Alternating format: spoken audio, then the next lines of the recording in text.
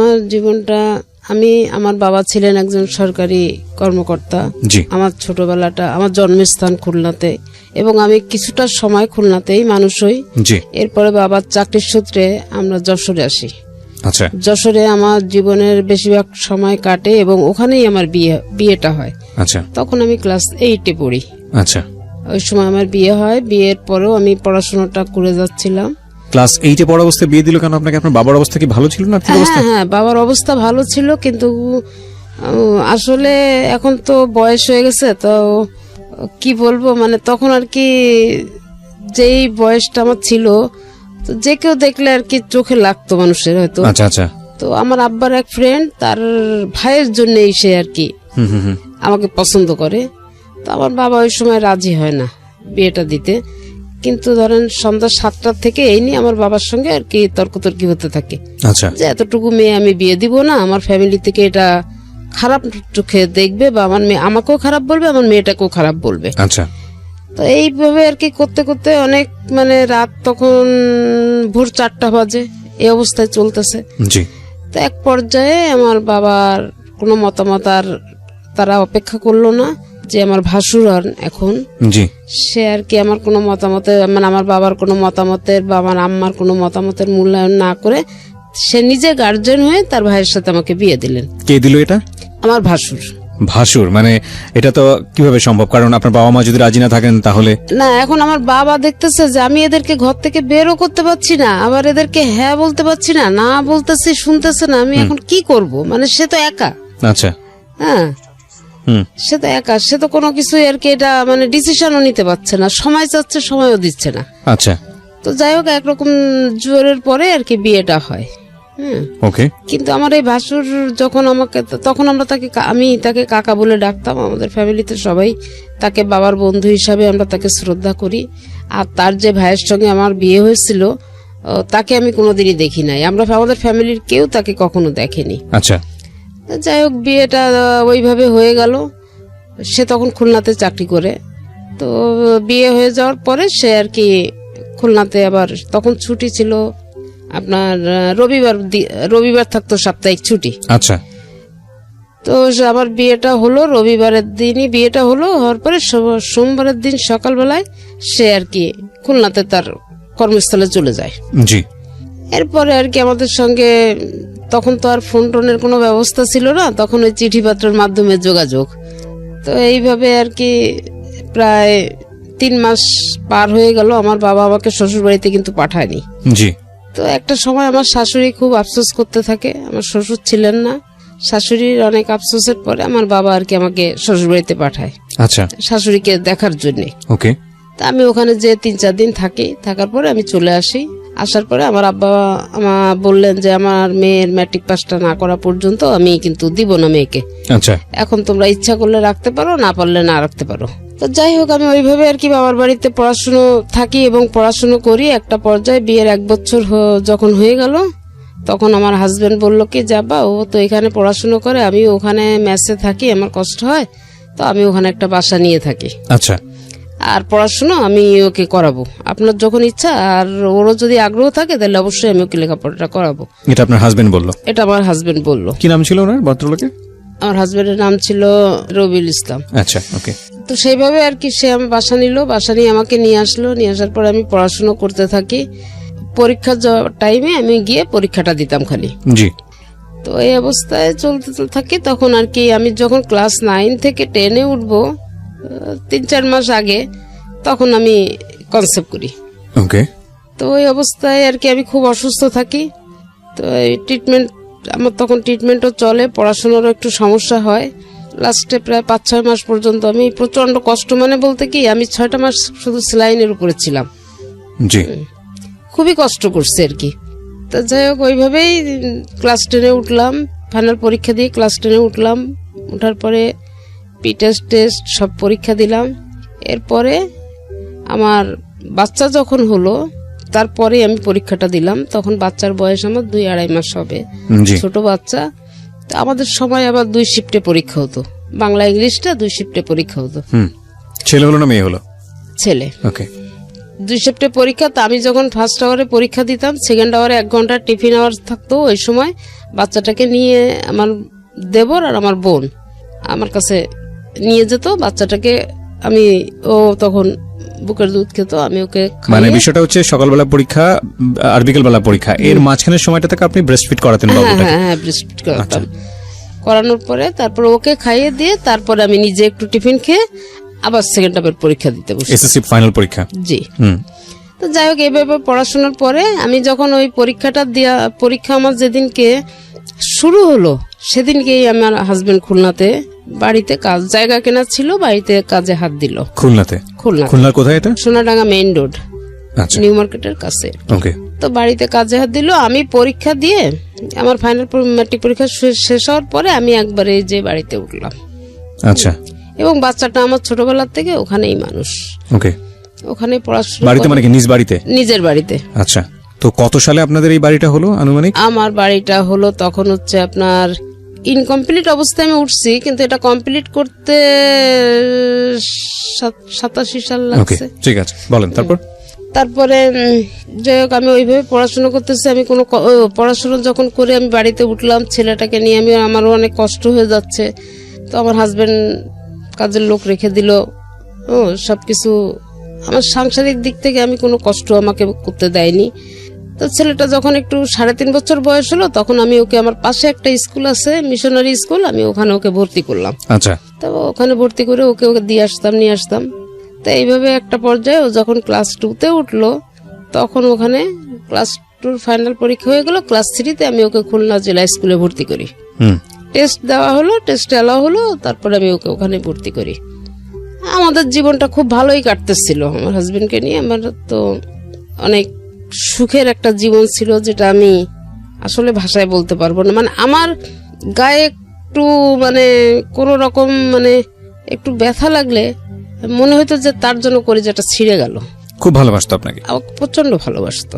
তা ছেলে নিয়ে কষ্ট করতাম দেখে সে আমাকে 2টা কাজের লোক রেখে দিচ্ছে, একটা রান্না করার জন্য, একটা ঘরের কাজ করার জন্য। আর আমার একটা সিকিউরিটি গার্ড ছিল, তার ডিউটি ছিল আমার বাচ্চাটাকে বিকালে বিকালে একটু ঘুরতে নিয়ে যাবে। নিউ মার্কেটের সাইডে, তো নিউ মার্কেটের আশেপাশে ঘুরতে নিয়ে যাবে। তো এইভাবেই আর কি বাচ্চাটাকে মানুষ করলাম, বড় করলাম। আমার লাইফের সবকিছুই এখন ও হয়ে গেল, আমার তো আর কিছু নাই। আর একটা জিনিস ছিল কি, আমার হাজবেন্ডের একটা জিনিস, আমি ঘরে বসে থাকাটা সেও খুব পছন্দ করতো না।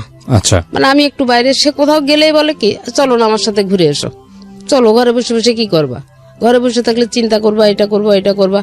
আর ছেলে নিচে খেলা করতেছে, আচ্ছা করুক না, সিকিউরিটি আছে তো দেখতেছে। জি। তো এইভাবে আর কি আমাদের লাইফটা খুব ভালো, খুব সুন্দরভাবে আমাদের একটা জীবন কাটতেছিল। তা এর ভিতরে আমার হাজবেন্ডের কিছু এদিক ওদিক ট্রান্সফার হলো, যেমন বরিশালে হলো, যশোরে হলো। আমার বাবা কিন্তু ওই সময় যশোরেই আছেন আর কি। যাই হোক, ছেলে এইভাবে তো চলতেছে। আমি খুলনাতে থাকি, পরে উনি ট্রান্সফার নিয়ে ঢাকাতে চলে আসলেন 96 সালে। জি। তো ঢাকাতে উনি যখন চলে আসলেন, তখন আমি খুলনাতে থাকি। ছেলে তখন আমার এসএসসি পরীক্ষা দিল। আচ্ছা। এবং যশোর বোর্ডের ভিতরে সে 72 জন স্ট্যান্ড করছে, তার ভিতরে সে একজন। 72 জন তো স্ট্যান্ড করার কোনো সুযোগ নেই, কারণ আমি যদি 20 জন স্ট্যান্ড করে না, ওখানে গোল্ডেন সিস্টেম আসছে। তো গোল্ডেন কত সিস্টেম, সালের পরীক্ষার কথা বলছেন আপনি? আমি এটা বলছি আপনার 1 সালের কথা। 2001 সালে? জি। ঠিক আছে, যাই হোক, আপনার ছেলে খুব ভালো রেজাল্ট করেছে। হ্যাঁ হ্যাঁ, খুব ভালো রেজাল্ট করছে। তখন ওর বাবার ইচ্ছা হলো কি যে ঢাকাতে নিয়ে এসে সে পড়াশোনা করাবে এবং আমাকেও নিয়ে আসবে। আচ্ছা। তা আমার আবার ঢাকা শহরে বসবাসের জন্য আমার কিন্তু আসলে পছন্দ না। আমাদের খুলনাতে আমরা যতটা আরামে বসবাস করি বা আমরা যতটা ভালোভাবে থাকতে পারি, ঢাকার মানুষের জীবন মানে আমার কাছে খুব কঠিন মনে হয়। এটা কি আপনি আগে থেকেই জানতেন নাকি আসার পরে? না, আমি আগে থেকেই জানতাম। কিভাবে যেহেতু জানতেন? আমার ভাই বোনরা আছে, আমি ও আসতাম, আচ্ছা আসা আচ্ছা। যাওয়া না, করি। এটা আপনি একদম 100% সত্যি কথা বলেছেন। বিশেষ করে শহরতলি এলাকায় যারা বড় হয়েছে, তারা ঢাকা শহরে এসে মানিয়ে নেওয়া খুব কঠিন। এবং এটাও আবার সত্য যে 2, 4, 10, 15 বছর যখন ঢাকা শহরে মানুষ অভ্যস্ত হয়ে যায়, তখন ঢাকা শহরের মানুষ আবার অন্য জেলায় গিয়ে থাকা সেটাও খুব কঠিন হয়ে যায়। হ্যাঁ হ্যাঁ হ্যাঁ। তো তখন আমার ওই হাজবেন্ড যখন এখানে আসলো, তখন সে বললো কি যে ছেলে তো ম্যাট্রিক পাস করছে, ভালো রেজাল্ট করছে, তো আমি তো ছিলাম না, তুমি তো সবকিছু করছো, আমার পক্ষ থেকে তোমার জন্য একটা ভালো গিফট থাকবে। ওই সময় ওই 1 সালে উনি ফার্স্ট আমাকে ওই ছেলের রেজাল্টের উপরে ভিত্তি করে আমাকে ফার্স্ট মোবাইল গিফট করে উনি। আপনাকে মোবাইল গিফট করলো? হ্যাঁ আমাকে। আচ্ছা, যাক আমি তখন ওই ছেলেকে উনি ঢাকাতে নিয়ে আসবে, এখানে কোচিং করাবে, ভর্তি আপনার করাবে। ছেলে কোন বিভাগে ছিল, মানবিক, সায়েন্স না কমার্স? সায়েন্স। সায়েন্সে ছিল। সায়েন্স থেকে এত ভালো স্টুডেন্ট ছিল? হ্যাঁ খুবই ভালো স্টুডেন্ট। ওকে। এখনো পর্যন্ত আপনি ওর হাতের লেখা দেখলে আপনি অবাক হয়ে যাবেন যে এত সুন্দর হাতের লেখা, কিন্তু ওর হাতের লেখাটা আমি ওকে শিখাইছি। Beautiful, beautiful. ঠিক আছে, আপনি এসএসসি পরে কি করলেন? ওই লেখাপড়া বন্ধ করে দিলেন? আমি লেখাপড়া বন্ধ না, হ্যাঁ কিছুটা সময় গ্যাপ রাখলাম। আচ্ছা ঠিক আছে, সামনের দিকে আগাই। তারপর? হ্যাঁ তারপরে যখন আমি ছেলেকে জেলা স্কুলে দিলাম, তখন আমি ওই ছেলেকে যখন পড়াইতাম, আমি নিজেও টিচার পড়াতো, তারপরে তো আমাকে গাইড করতে হতো কিছুটা। তো ওকে যখন পড়াতে শুরু করলাম তখন আর কি আমি নিজে আবার পড়াশোনা শুরু করি। এটা কি মানে এসএসসির আগে, ছেলের এসএসসির আগে না পরের ঘটনা? ছেলের এসএসসির আগের ঘটনা। ওকে। আমি আবার পড়াশোনা শুরু করি এবং আমি ওই সময় আবার যাই হোক আমি পরবর্তীতে আর কি এটা আবার আমি এসএসসি পরীক্ষা দেই। এসএসসি দেন নাকি এইচএসসি? এসএসসি দিই। ম্যাট্রিক তো আপনি পাস করলেন? হ্যাঁ। তারপর আবার দিলেন? আবার দিলাম এই কারণে, আমার ভাসুর ছিলেন কলেজের প্রফেসর, তো তা বললো দেখো যে মানুষের ভবিষ্যৎ তো কিছু বলা যায় না, যদি পরবর্তীতে ওর চাকরিতে বাকরি কিছু করতে চায় তা ওর যে এই গ্যাপটা, এই গ্যাপের জন্য দেখা যাবে যে ওর চাকরিতে অনেক সমস্যা হতে পারে বা নাও হতে পারে চাকরি। আচ্ছা। তা ও নতুন করে আবার শুরু করুক। আবার নতুন করে এসএসসি পরীক্ষা দিলেন? হ্যাঁ। পাস করলেন? হ্যাঁ তখন আমি পরীক্ষা দিলাম, পাস করলাম, ম্যাট্রিক পাস করলাম, ইন্টার করলাম, ডিগ্রিও করলাম। তারপরে আমার ছেলে ম্যাট্রিক পাস করলো। আচ্ছা, ম্যাট্রিক পাস করলো। হ্যাঁ, আমরা যে গল্পে ছিলাম, যেখানটায় ছিলাম যে আপনি ঢাকায় আসার কথা বলছিলেন আপনার জামাই। হ্যাঁ, তারপরে যখন ঢাকাতে চলে আসা হলো, এখানে কোচিং করার পরে ছেলে রাইফেলস পাবলিকে পরীক্ষা দিল, ভর্তি পরীক্ষা দিল, ওখানে টিকে গেল। আচ্ছা। তো টিকে যাওয়ার পরে ওর বাবা ওকে ওখানেই ভর্তি করলো এবং তখন আমাকে বললো যে এরকম ছেলে তো চান্স পেয়ে গেছে, তুমি ওখানে একা একা কি করবে, তুমি চলে আসো। আমার এটা খুব একটা বেশি ইচ্ছা ছিল। চলে আসো মানে কি? মানে আপনার জামাই তখন ঢাকাতে? হ্যাঁ আমার জামাই তখন ঢাকাতে। উনি কি করতো? উনি হাউস বিল্ডিং ফাইন্যান্স কর্পোরেশনের চাকরি করতেন। আচ্ছা, ওকে। তো আপনি ওখানে একা একা কি করবেন, এই জন্য ঢাকায় আসতে বললেন? চলে আসতে বলছে, কিন্তু আমার এই বাড়ির মায়াটা ছেড়ে না আমি কোথাও গিয়ে থাকতে পারতাম না। আচ্ছা। তো তখন আমি বাড়ি তখন কয়তলা হয়েছে আপনাদের? আমার বাড়ি অলরেডি তখন ডবল ইউনিটের 4 তলা। 4 তলা বাড়ি। আচ্ছা। তা আমি তখন আর কি তাকে অনেক বোঝানোর চেষ্টা করলাম যে তুমি ছেলে চান্স পেয়েছে ঠিক আছে, কিন্তু ওকে আমার হাতে ছেড়ে দাও, আমি ইন্টারটা এখানে খুলনাতে করাই, তারপরে ও ঢাকাতে যে অনার্স করবে। তা ওর বাবা আপত্তি করলো। আপত্তি করলো। তখন আমি বললাম যে আচ্ছা ঠিক আছে। এই যে ইন্টারটা করাতে ঢাকাতে নিয়ে আসলো, তখন যেন ছেলে একটু কেমন হয়ে গেল। একটা পর্যায়ে ওর বাবা আমাকে বললো, ইন্টার পাস করার পরে ইন্টার লাস্টে সেকেন্ড ইয়ারে চলা অবস্থায় আমাকে একদিনকে বললো কি, ছেলে তো আমার কন্ট্রোলের বাইরে চলে যাচ্ছে, তুমি এক কাজ করো, তুমি ছেলে নিয়ে খুলনা চলে যাও। আচ্ছা, একবার ইন্টার পরীক্ষার আগ মুহূর্তে এটা? তখন আমি বললাম কি যে আমি তো প্রথমে তোমাকে এই জিনিসটা বলছিলাম, তুমি আমার কথাটা তো শুনলা না, এখন তো নিয়ে আসছো, এখন এই মুহূর্তে তো আমি নিয়ে যেতে পারবো না ছেলে। তা বললো কি যে তাইলে আমি এখন কি করব, কারণ আমি সারাদিন অফিসে থাকি আর তুমি এই ঢাকা খুলনা দৌড়াদৌড়ি করতে থাকো, ছেলে কি করে না করে আমি তো কিছু বুঝি না। এরপরে আমি এখানে একটু অবজেকশন দিলাম যে না, ও ইন্টারটা করুক, তারপরে দেখা যাবে কি করা যায়। তো ইন্টারটা পাস করলো, রাইফেলস পাবলিকের থেকে ইন্টারটা পাস করলো। পাস করার পরে রেজাল্টটা কেমন ছিল? এসএসসির মতো ছিল নাকি খারাপ হলো? হ্যাঁ, রেজাল্টটা ভালো ছিল। তো ওর যেদিন রেজাল্ট হবে তার আগের দিন আছে আসানুল্লাহ প্রাইভেটে আর কি অনার্সের জন্য পরীক্ষা হলো। আচ্ছা। কিন্তু তখনও ইন্টারের রেজাল্ট হয়নি। আচ্ছা, ইন্টারের রেজাল্ট না হলে পরীক্ষা হয় কিভাবে? হ্যাঁ, এটা হলো এবং ও পরীক্ষাও দিল। ওকে, ইন্টারেস্টিং। যেদিনকে ওর ইন্টারের রেজাল্ট হলো সেদিনকে আসানুল্লাহর রেজাল্ট হলো। ছেলে এদিকে ইন্টারও পাস করে গেছে, ওদিকে আসানুল্লাহ এসে চান্স পেয়ে গেছে। আচ্ছা।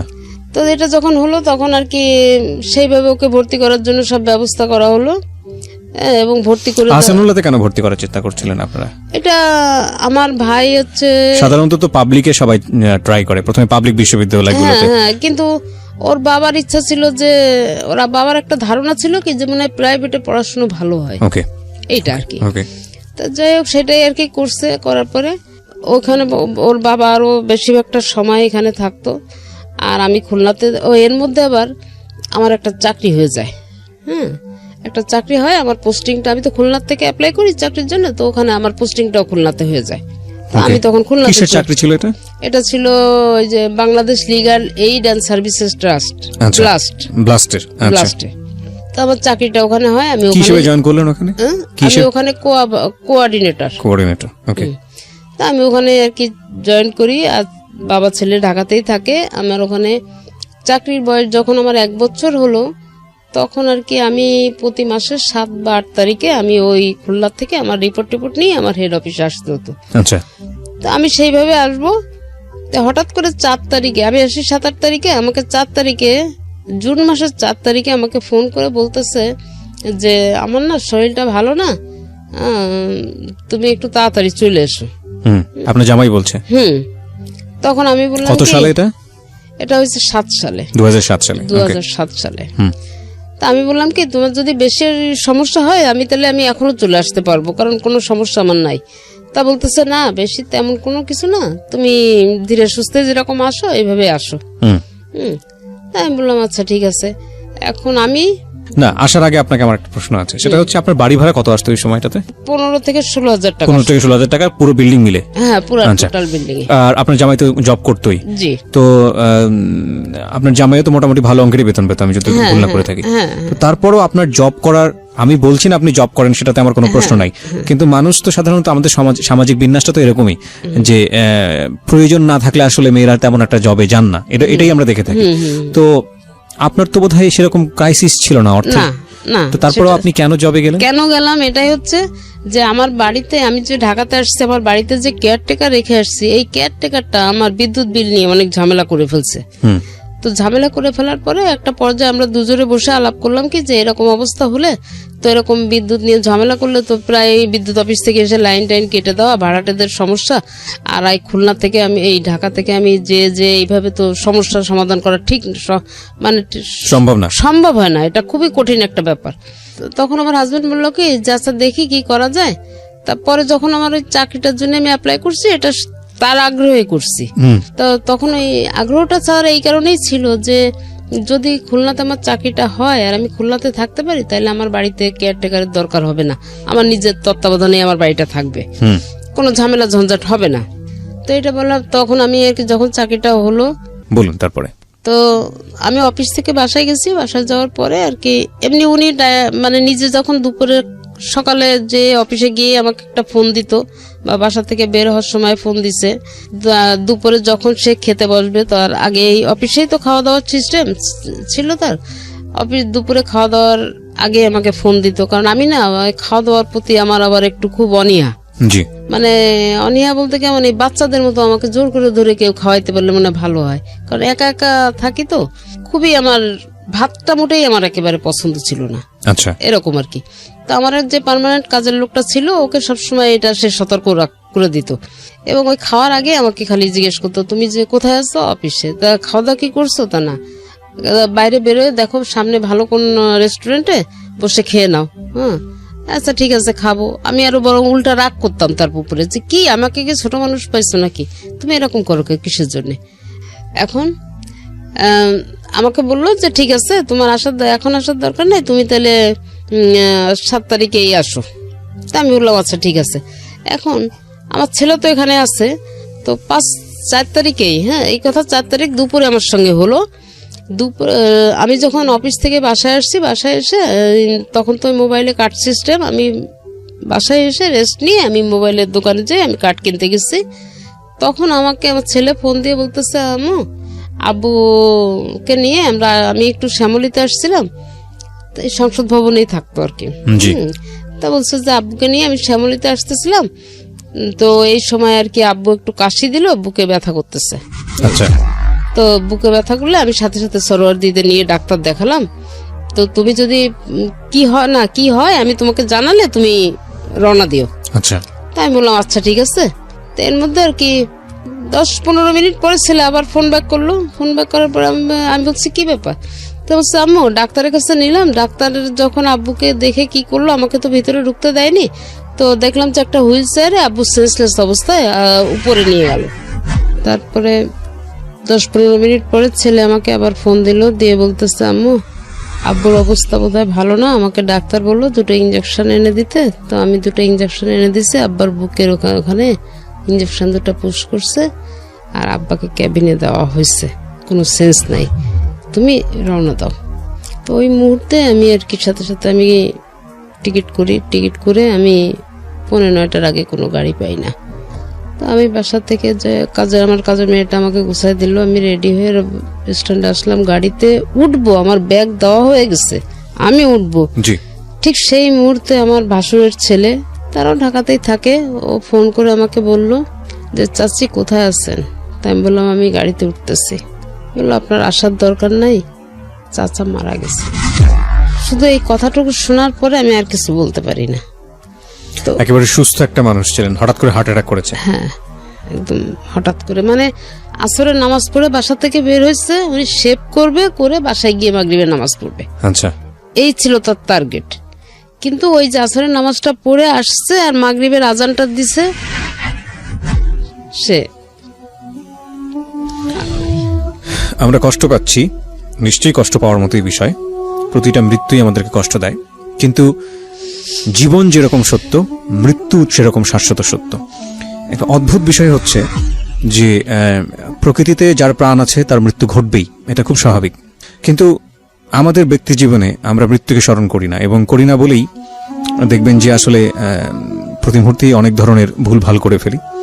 চিন্তা করে দেখুন, আপনি একটা মানুষ, এই মুহূর্তে যারা আমার রেডিওটা শুনছেন, লাখ লাখ মানুষ আপনারা শুনছেন, লাখ লাখ মানুষ, কিন্তু একবার যদি খুব খুব মানে গভীরভাবে একটু চিন্তা করে দেখেন যে এমনও হতে পারে আজকের এই অনুষ্ঠানটি আপনার জীবনের শেষ শোনা অনুষ্ঠান, কিংবা এই রাতটি আজকে আপনার জীবনের শেষ রাত, কিংবা আমি কিবরিয়া আমার জন্য হয়তোবা এটা আজকের জন্য মানে আজকের মতো শেষ অনুষ্ঠান হতেই পারে। যে কোনো মুহূর্তে এমন হতে পারে যে অনুষ্ঠানটা করে বাড়ি ফিরতে পারবো না, সৃষ্টিকর্তা হয়তো বা নিয়ে যাবেন।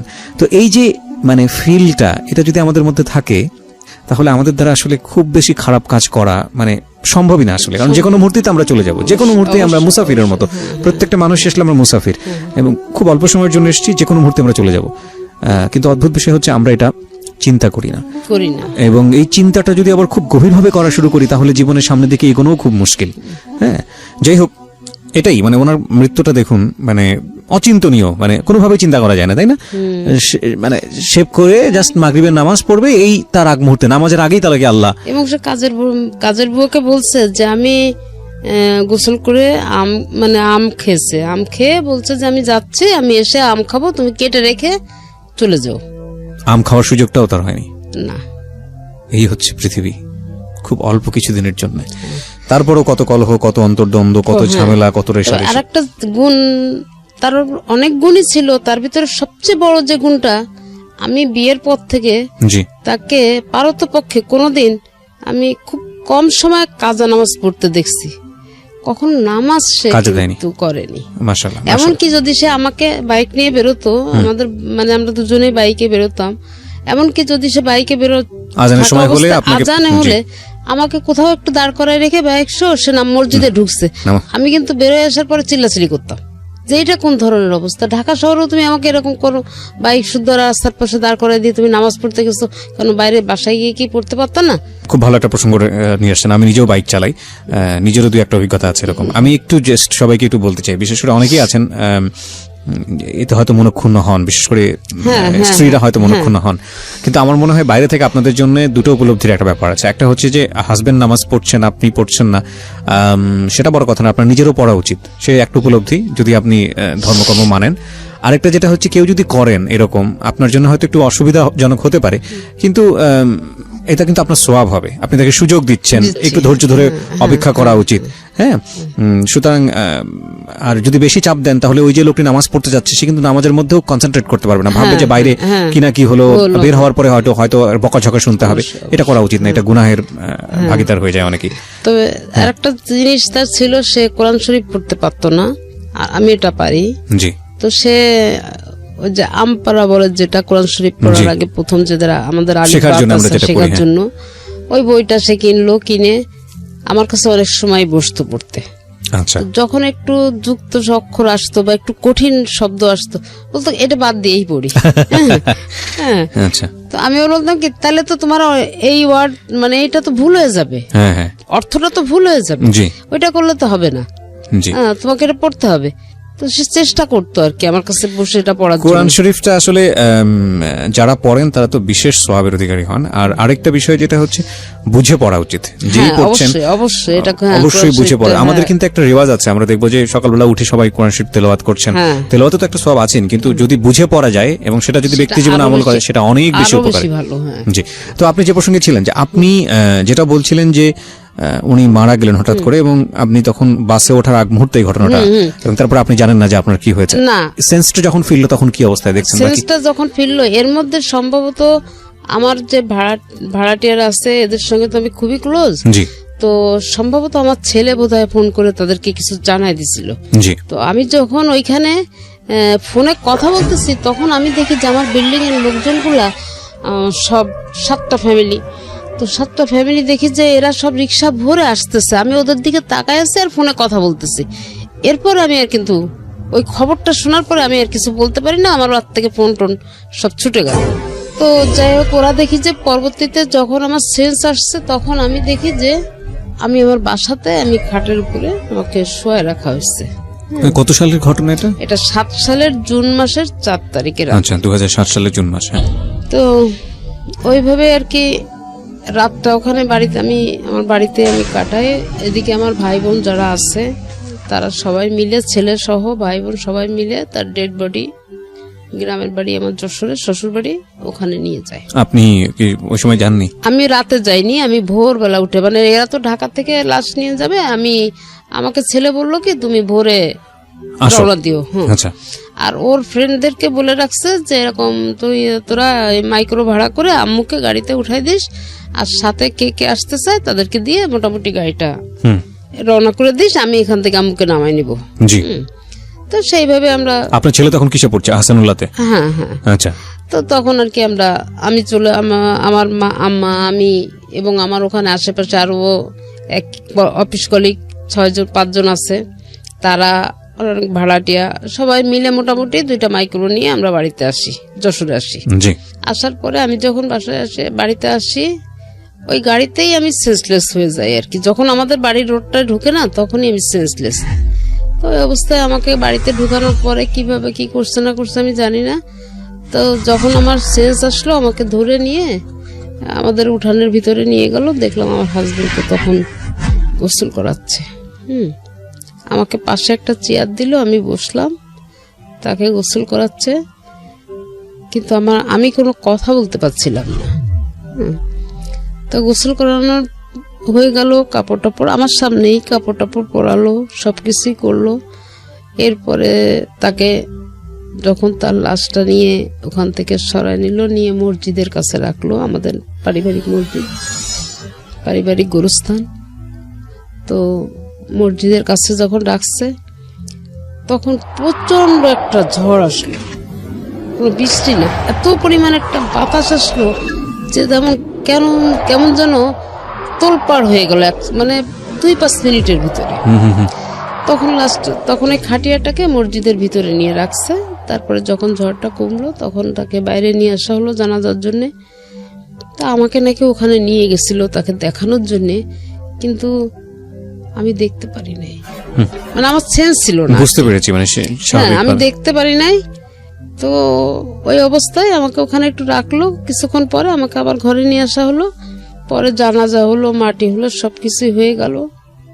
এরপরে 3 দিন পরে আমি বাড়িতে সব মিলাট টিলাট দিয়ে আমরা সুস্থভাবে আমি খুলনাতে আবার ফিরে আসি।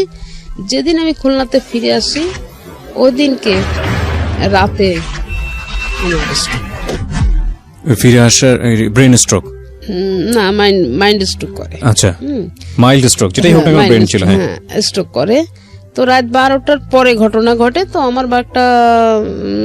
একটা ভাড়াটিয়া ছিল অল্প বয়সী, তো ছেলেটা ও আবার আমাদের ওখানের একটা ক্লিনিকের চাকরি করে। জি। ও তাড়াতাড়ি করলো কি, ওইটা হচ্ছে গিয়ে অ্যাম্বুলেন্স খবর দিল, দিয়ে আমাকে সাথে সাথে হার্টের একটা ডাক্তার ওনার ক্লিনিকে নিয়ে গেল। জি। নিয়ে ওখানে 2 দিন রাখা হলো। রাখার পরে আমি যখন একটু সুস্থ হয়ে কথা বলতে পারছি তখন খালি একটা কথাই বললাম যে আমাকে বাসায় নিয়ে চলো, আমি এখানে থাকবো না, আমাকে বাসায় নিয়ে চলো। মানে আমি বাসায় আসার জন্য খুব অস্থির। জি। তখন আমাকে বাসায় নিয়ে আসলো। এই আস্তে আস্তে আস্তে আস্তে আমি চাকরিটাও ছেড়ে দিলাম। আমি কিন্তু ওই মুহূর্তেই চাকরিটা ছেড়ে দিলাম। চাকরিটা ছেড়ে দিয়ে আমি ওইভাবেই আসি। মানে আমি যেন কেমন একটা হয়ে যাচ্ছি তখন থেকে। আচ্ছা, আমার ভিতরে আস্তে আস্তে পরিবর্তনটা আসতে শুরু করে, এবং পরিবর্তনটা আসতে আসতে তখন আমি দেখি কি যে আমার ছেলেটাও যেন কেমন হয়ে যাচ্ছে। তখন চিন্তা করলাম যে আমি তো গেলাম, ছেলেটাও নষ্ট হয়ে যাচ্ছে, নষ্ট হয়ে যাবে। এইভাবে ঘরের ভিতরে সারাদিন দরজা আটকাই দিয়ে যে খাওয়া নেই দাওয়া নেই পড়ে আছে খুলনাতেই। তা আমার আম্মাকে বললাম যে মা তুমি আসো আমার কাছে, নাহলে তো আমি পাচ্ছি না। তা আম্মা আমার কাছে অনেকদিন ছিল আর কি। তো থাকার পরে যাই হোক ওই রান্না বান্না করতো বা ছেলেটাকে একটু খাওয়াইতো, আমাকে ওরকম খাওয়ার কথা বললে আমি চিলাচিলি করে উঠতাম। তো এইভাবে আর কি আমাদের মোটামুটি যাচ্ছে। তখন আর কি ওই যে আমার 3 তলা ভাড়াটি আছে, জি, এই হচ্ছে ওই 3 তলাতে থাকে। তখন আর কি ওই ছেলের ওই অবস্থা দেখে আমাকে একদিনকে বলতেছে, আচ্ছা ছেলেটা এই অবস্থা, ছেলেটার তো আসলে পাগল টাগল হয়ে যাবে, তো ওকে একটা কাজ কামে তো দিতে পারতেন। তাই আমি বললাম ভাই আমার এখন ওই ধরনের মন মানসিকতা নাই যে আমি ওকে কাজে দিব, এখন আমি নিজেই চলতে পারছি না, তো আর একটু সুস্থ হই তারপরে দেখি চিন্তা ভাবনা করবো। আচ্ছা, তখন ওই মুহূর্তে উনি বলতেছে আমার অফিসের ম্যানেজারটা চলে গেছে, তা আমার অফিসে কেউ একটু কাজ করবে? আমি বললাম যে ঠিক আছে আপনি ওর সাথে একটু কথা বলেন। তখন আর কি ওকে ডাক দিলাম, ও আসার পরে ওর সঙ্গে কথা বললো। তো ও বললো ঠিক আছে কাকু, আমি আপনার অফিসের যে কয়দিনের সমস্যা আমি করে দেই। না কিন্তু ওর তো লেখাপড়া করার কথা তখন। কিন্তু ও লেখাপড়া ছেড়ে দিল, বাবার মৃত্যুর পর লেখাপড়া ছেড়ে দিল। এটা তো একবারেই মানে আমার কাছে বেমানান ঠেকছে। এত ভালো স্টুডেন্ট হঠাৎ করে লেখাপড়া কেন ছেড়ে দেবে? তখন আমি ওই তো এই যে কাজের ভিতরে তখন আমি ওকে বুঝাতে লাগলাম যে তুমি না আর যাই করো তুমি লেখাপড়াটা করো। তো অনেক ওই গ্যাপ দিল, মানে একটু গ্যাপ গেল, গ্যাপ যাওয়ার পরে অনেক বুঝাতে বুঝাতে তখন ও আবার আমাকে উল্টা বুঝাতে লাগলো। কি বুঝাতো? সবাইকে দিয়ে সবকিছু হয় না। হ্যাঁ, আমার পড়াশোনা করতে এখন আর ভালো লাগে না, একটা সময় ভালো লাগছে, এখন ভালো লাগে না, তুমি কেন আমাকে জোর করো? হ্যাঁ, আচ্ছা দেখবো, তুমি বলতেছো যখন আমি চিন্তা করে দেখবোই করবো। পরে যাই হোক এইভাবে আর কি মোটামুটি ওরে কষ্ট করে আমি অনেক চাপের মুখে রেখে ভালোবেসে বুকে ঝুঁকে আদর যত্ন যাই করার করে টরে মোটামুটি অনার্সটা করাই দিলাম। ওকে, অনার্সটা করলাম, করার পরে এখন ওই অফিসে কাজে গেল না, ওখান থেকে আর কি কাজ কাম করতো, কি টাকা পয়সা পাইতো না পাইতো এটা কখনো আমার কাছে বলতো না, দিত না। আর আমি এটা জিজ্ঞাসা করলে বলতো কি যে জাস্ট ম্যানেজার নাই, আমি একটু কাজ করে দিচ্ছি, সে কিছু দিলে দিল না দিলে না দিল, আম্মু এটা নিয়ে তোমার কোনো টেনশন করার দরকার নেই। তাই আমি বললাম আচ্ছা ঠিক আছে। তো কাজ করতে করতে একটা পর্যায়ে সে ছেলেকে কি দিয়ে কি পরামর্শ করলো আমি জানি না, তখন হচ্ছে যে আপনার 9 সালের লাস্টের দিকে। ওকে, তখন আর কি ছেলেকে কি দিয়ে কি পরামর্শ দিল, তখন ছেলে আমাকে বলতে লাগলো যে আমি বাড়িটা ভাগ করে নিব। তাই আমি বললাম কি বাবা আমার তো আর কেউ নাই, তুই ছাড়া তো আমার আর কেউ নাই, এখন যদি আমি মারা যাই তা বাড়িটা তো তোরই, এটা আবার ভাগ করার কি হয়েছে? তা বললো যে না আমার অংশ আমি ভাগ করে নিব। তাই আমি বললাম যে বোঝানোর পরে অনেক কিছুই বুঝালাম, কিন্তু কোনো কথাই সে শুনতে চায় না। তো লাস্টে যখন আমাকে কোনো রকম কিছু করতে পারলো না, তখন আমার ওয়ার্ড কমিশনারের কাছে গেল। আচ্ছা, ওয়ার্ড কমিশনারকে গিয়ে বললো, তখন ওয়ার্ড কমিশনার আমাকে ডাকলো, ডেকে আমাকে বলতেছে আপা ছেলে তো এরকম উল্টাপাল্টা কথাবার্তা বলতেছে, এটা আমি কি করব? তাই আমি বললাম কি আচ্ছা ভাই এসব ঝামেলা না করে দেখেন যদি মিউচুয়াল করতে পারেন ভালো, না পারলে আপনি ও যেটা বলতেছো সেটা করে দেন, আমার তো মন মানসিকতা এখন ভালো না, আমি এটার বিষয়ে আর কোনো কথা বলতে চাই না। তখন ওই আমার ছেলে এরা সবাই একসাথে হয়ে কমিশনারের কাছে গেল।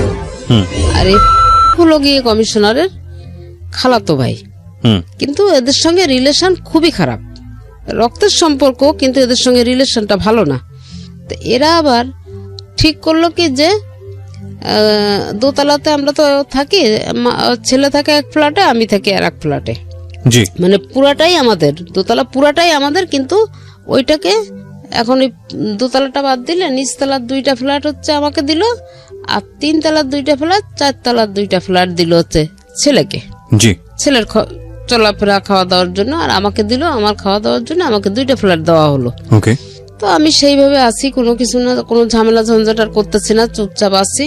তো একটা পর্যায়ে আর কি ছেলে একটা দিতে হয়, তাহলে আপনি আন্টিকে একটু ডেকে নিয়ে আসেন, উনি বললে আমরা আপনাকে দেব। তো এইভাবে আর কি আমি ওখানে গেলাম, যাওয়ার পরে শোনার পরে আমি বললাম কি আচ্ছা ঠিক আছে তোমরা চুপ করো, দেখি আমি ওর সঙ্গে কথা বলে দেখি কি হয়েছে। হুম। তো আমি একটা পর্যায়ে ও যখন ঘরে আসে সেই সময় আমি যে বলতেছি কি আচ্ছা ভাই কি হয়েছে, কি উল্টা পাল্টা করতেছে কেন, হুম। আপনারা তো কমিশনারের মাধ্যম দিয়ে সবকিছু সেটেল করে নিয়ে আসছে, ওকে। তো এখন এটা নিয়ে আবার কেন ঝামেলা করতেছে। তা বলতেছে কি যে এখন সেটা কি করে বলবো, এখন সে পুরা তার বাড়ির তো বেশি অংশ তার হিসাবে তো আপনি একটা ফ্ল্যাট পান, 7টা ফ্ল্যাট তো তার, তা আপনি এখন যদি সেটা জোর করে রাখতে চান ধরতে চান তাহলে তো আপনার এটা ঝামেলা হবেই। তাই আমি বললাম এটা তো বিষয় না, বিষয়টা হচ্ছে আপনারা কমিশনারকে দিয়ে করাইছেন বিচারটা, আমি কিন্তু করি নাই, জি। তো এখন আপনারা কেন সেটা নিয়ে ঝামেলা করছেন। তো এক পর্যায়ে ওনার কাছ থেকে শোনার পরে ওনার কথাবার্তার ভাবভঙ্গি আমার কাছে ভালো লাগেনি, না লাগাতে আমি এসে ছেলের ঘরে ঢুকলাম। ঢুকে আমি ছেলেকে বললাম যে আচ্ছা তোর কি সমস্যা বলতো আমাকে, তোর যদি কোনো সমস্যা থাকে সেটা তুই আমার সাথে বল, কিন্তু কেন তুই ভাড়াটেদের কাছে গিয়ে সমস্ত বলে নিজেকে ছোট করতেছিস। জি। তো বলার সাথে সাথে ও আমাকে বলতে আমাকে একদম ডাইরেক্ট একদম এইভাবে ওরকম খাটে বসা, আমি এরকম দাঁড়ানোর সামনে, এই কথাটা বলার সাথে সাথে আমাকে বলতেছে কি তুই আমার ঘরে ঢুকছিস কি জন্যে, তুই আমার ঘর থেকে বের হ। তাই আমি বললাম কি হ্যাঁ আমি তোর ঘরে থাকতে আসিনি, আমি তোর ঘর থেকে বের হব, কিন্তু আমার প্রশ্নটার উত্তর দিয়ে দে, আমি চলে যাচ্ছি। তা বলতেছে আমি যদি তোর প্রশ্নের উত্তর না দেই তুই আমার কি করবি। তাই আমি বললাম এইটা কোন ধরনের কথা, তোকে লেখাপড়া শিখাইছি, তোকে শিক্ষিত করছি, তোর মুখ থেকে এরকম ভাষা তো আমি কখনো আশা করি নাই। তুই জন্মের পর থেকে তোর সোনার চামচ মুখে নিয়ে তুই জন্ম নিচ্ছিস এক কথা বলতে গেলে, আজকে তুই কি ধরনের ভাষা ব্যবহার করতেছিস হ্যাঁ আমার সাথে। তো এই কথা বলার সাথে বলতেছে কি তোর কাছে কি আমাকে কৈফিয়ত দিতে হবে নাকি, তো বলে আমাকে গলাটা ধরে একটা ধাক্কা দিয়ে একটা ঘরের ভিতরে ওই ফার্নিচারের ফাঁকা একটা চিপার মতন ওইটার ভিতরে ফেলে দিছে। ও কি বলেন, মানে এই ফার্স্ট আমার গায়ে হাত দিল, আমার গলাটা ধরে একটা এইভাবে ধাক্কা দিল, আর আমি একটা চিপার মধ্যে ঢুকে গেলাম, মানে যেখানে একটা ড্রেসিং টেবিল একটা রিডিং টেবিল মাঝখানে হ্যাঁ এতটুকু ফাঁকা, এর মধ্যে পড়ে গেলাম।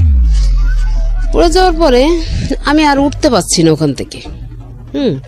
তো যাই হোক অনেক কষ্ট করে আমি খুব চেষ্টা করে আমি আর কি উঠলাম ওখান থেকে। ওঠার পরে আমি উঠে ওকে ঠাস করে একটা চড় লাগাই দিলাম। চড় দেওয়ার পরে ও কি করলো, আমার হাতে আমার এই বা হাতটা স্পন্ডালাইসিসের সমস্যা আছে, তো আমার হাতটাকে মোড়ায়ে ধরে আমাকে ফ্লোরে ফেলাই দিল চিৎ করে, একদম পুরো চিৎ করে ফেলে দিয়ে আমার এই দুইটা পা এক জায়গায় করে ও একটা পা দিয়ে চেপে ধরছে, আমার পাটা চেপে ধরছে, আর একটা হাত দিয়ে আমার হাত ধরছে আর একটা হাত আমার এই জায়গাটায়।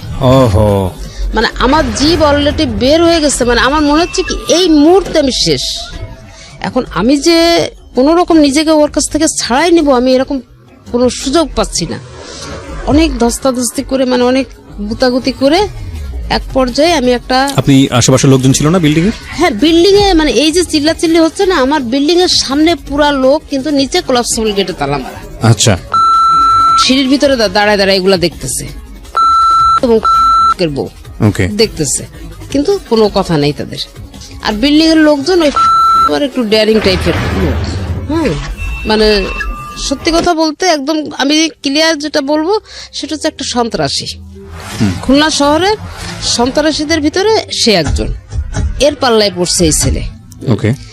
তো যাই হোক আমি এখন ওইখান থেকে তো কোনো রকম তো ওকে লাথি মানে অনেক চেষ্টা করে মোটামুটি একটু উঠলাম, তো আমি ওখান থেকে কোনো রকম ওকে ধাক্কাধাক্কি দিয়ে মানে একটু ছাড়াই আমি উঠলাম। উঠার পরে ও আমার হাত দুইটা মোড়ায় পিছনে নিয়ে আমাকে ওর ঘরের থেকে আমার পিছনে ঘাড়ে হাত দিয়ে ধাক্কা দিতে দিতে ওর ঘর থেকে বারান্দায় বের করে নিয়ে এসে আমার এখানে একটা ঘুষি মারছে দুই চোখের মাঝখানে। হ্যাঁ এই ঠিক এই জায়গাটা একটা ঘুষি দেওয়ার সাথে সাথে আমার যে নাক দিয়ে রক্ত পড়তেছে না, মুখ দিয়ে পড়তেছে না, চোখ দিয়ে পড়তেছে, আমি কিছু বলতে পারবো না। লোকজন রাস্তায় সব জমা হয়ে আছে, সবাই দেখতেছে।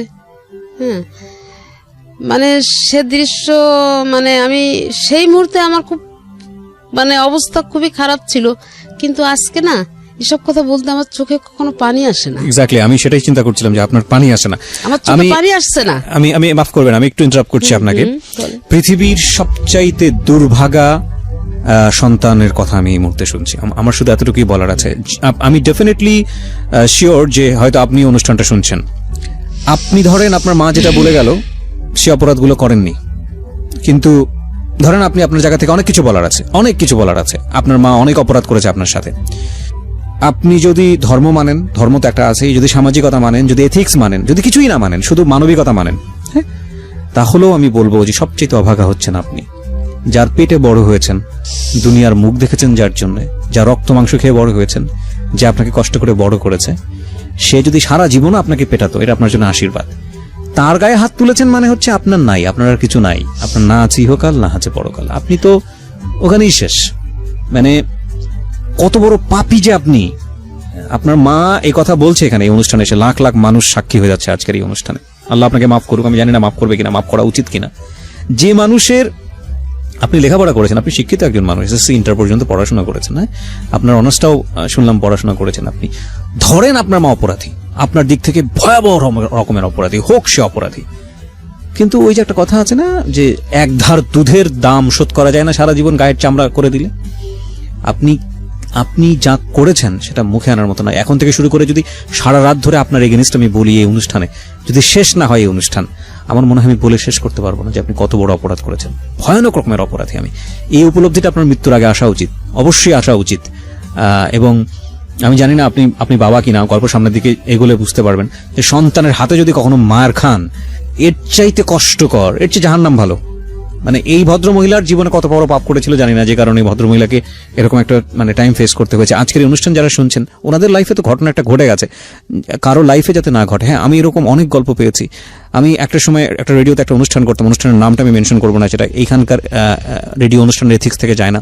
সেখানে আমি পেয়েছিলাম যে সন্তান হয়ে বাবাকে খুন করেছে, সেটার পিছনে একটা ভয়াবহ রকমের লজিক ছিল। কিশোর অপরাধী ছিল সে, কিশোর অপরাধী, মনে হয় যদি ভুল না করে থাকি সাগর অথবা সম্রাট কিছু একটা নাম হবে। এবং আপনি তার পুরো গল্পটা শুনলে বিশ্বাস করতে পারবেন না যে বাবা কত বড় অপরাধ করতে পারে সন্তানের ক্ষেত্রে। তবুও কি মানা যায় যে একজন সন্তান হয়ে বাবাকে খুন করতে পারে? কখনোই মানা যায় না। কিন্তু খুবই খুবই প্যাথেটিক। ছোট্ট একটা বিরতি নেব প্রিয় শ্রোতা।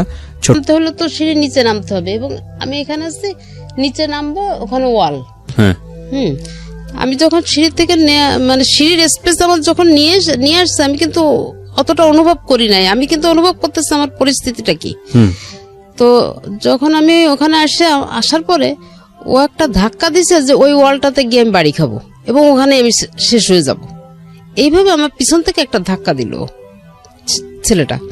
ধাক্কা দেওয়ার পরে আমার নিচের ওই ভাড়াটেগুলো যখন ওই বারান্দার ভিতরে চিল্লাচিল্লি হচ্ছে, বাইরের থেকে কেউ ঢুকতে পারছে না বা কেউ হেল্প করছে না আমাকে, তখন ওই নিচের ওই ছেলে দুইটা যে অবস্থায় ছিল, রাত তখন 11টার বেশি বাজে, ওরা দুইটা ছেলে দৌড়াইয়ে উঠে আসছে। উঠে এসে দেখে কি অলরেডি আমি সিঁড়ির 5-6টা সিঁড়ির স্পেস নেমে গেছি। মানে আর মনে হয় 1-2 সেকেন্ডের মধ্যে আমি ওয়ালে বাড়ি খাবো। আচ্ছা, ওই অবস্থায় আটকেছে। ওই অবস্থায় ওরা দুইজনে এসে আমাকে ধরে বসছে। ধরে দেখে যে আমার তো নাক মুখ রক্তাক্ত। আমার তখন ওদের এই সেন্স নাই, মানে আমার তো সেন্স নাই, ওদের ওই অবস্থা। আমার গায়ের ওড়না খুলে আমার মুখটাকে মানে পেঁচায় নিয়ে ওরা সাথে সাথে চলে যায় পাশে একটা, মানে কোনো ডাক্তার তো পায় না। এই ঘটনা ঘটতে ঘটতে প্রায় 12টা 12:30 বেজে গেছে। কোনো ক্লিনিকে ধারে কাছে নাই। তোরা তখন একটা মেডিসিনের দোকানে নিয়ে গিয়ে ওখানে নিয়ে আমাকে ড্রেসিং করে নিয়ে এসে আমাকে নিচতলায় রাখে। আবার একটা ভাড়াটের ঘরে রাখে। তো এই যখন আপনি ড্রেসিং করালেন কারো কাছ থেকে, কোনো হাসপাতালে করেছিলেন নাকি কোনো ফার্মেসিতে? না, ফার্মেসিতে। সাধারণত এরকম ঘটনা ঘটলে please go to a hospital, সরকারি হাসপাতালে যাবেন। সরকারি হাসপাতালগুলোতে আমি যত জানি ওয়ান স্টপ সার্ভিস আছে, এবং ওখানে গিয়ে আপনারা একটা মেডিকেল সার্টিফিকেট নিয়ে নেবেন যে আপনাকে ফিজিক্যালি অ্যাসাল্ট করা হয়েছে। আমি বিশেষ করে বাবা মার শুধু না, যে কারো ক্ষেত্রে আমি বলছি, সরকারি হাসপাতালে গেলে আপনাদেরকে এরকম একটা সার্টিফিকেট দেওয়া হবে যে আপনাকে ফিজিক্যালি অ্যাসাল্ট করা হয়েছে। কে করেছে আপনি চাইলে নামটা ওখানে মেনশন করতে পারেন। পরবর্তীতে আপনি যদি কোনো আইনি অ্যাকশন নেন, আপনার এই কাগজটা অবশ্যই লাগবে এবং এটার ভিত্তিতেই হবে, নইলে আসলে পরবর্তীতে আর কোনো কাজে লাগে না এগুলা। হ্যাঁ, তারপরে ওই অবস্থায় আমি তো আমার মুখ টুকের অবস্থা খুবই খারাপ ছিল, খাওয়া দাওয়া করতে পারছিলাম না, মানে গলা টলা ফুলে গেছে এবং গলায় ওরা আবার হাতের নখ বড় বড়, এসব জায়গা সব মানে একদম কেটে কেটে গেছে আর কি, মানে ব্লেড দিয়ে টান দিলে যেমন। আপনি মা, আমি বিশ্বাস করি আপনি যা বলবেন আজকের অনুষ্ঠানে সবই সত্য বলবেন, এবং আপনি যে যার এগেইনস্টে বলছেন পৃথিবীতে সবচেয়ে কাছের মানুষই আপনার, সে আপনার সাথে থাকুক আর না থাকুক, না থাকুক, হ্যাঁ, আপনি তাকে পেটে ধরেছেন, এটাই আপনার সম্পদ। এবং আমি যত জানি আপনার সন্তান একটাই, রাইট? এরপর আর সন্তান হয়নি, সেটারও একটা স্টোরি আছে। আপনি আমাকে বলেন তো, আপনার সন্তান যে ইমব্যালেন্স আচরণ করছে, একটা মাত্র সন্তান, তাও ছেলে সন্তান, যার প্রতি আপনারা কোনো অন্যায় আচরণ করেননি, তখন যে ঘটনাটা আপনি বলছেন, সেই সময় বাবা মারা যাওয়ার পরে ওর ভিতরে কি কোনো আশঙ্কা ছিল যে আপনি অন্য কারোর সাথে সংসার করতে যাচ্ছেন, বা আপনাকে নিয়ে কোনো ছেলের সাথে কি ও কোনো গুজব শুনেছে? না, ও নিজে আমাকে বলতো কি যে দেখো এই বাড়িটা আমার বাবার, এই বাড়ির মালিক আমি। এটা তো প্রশ্নই ওঠে না, মানে এটা প্রশ্নই ওঠে না। আমি কেন বলছি, এই ধরনের কথাবার্তা তো ওর মাথা থেকে আসার প্রশ্নই ওঠে না, যে একটা মাত্র সন্তান আপনার।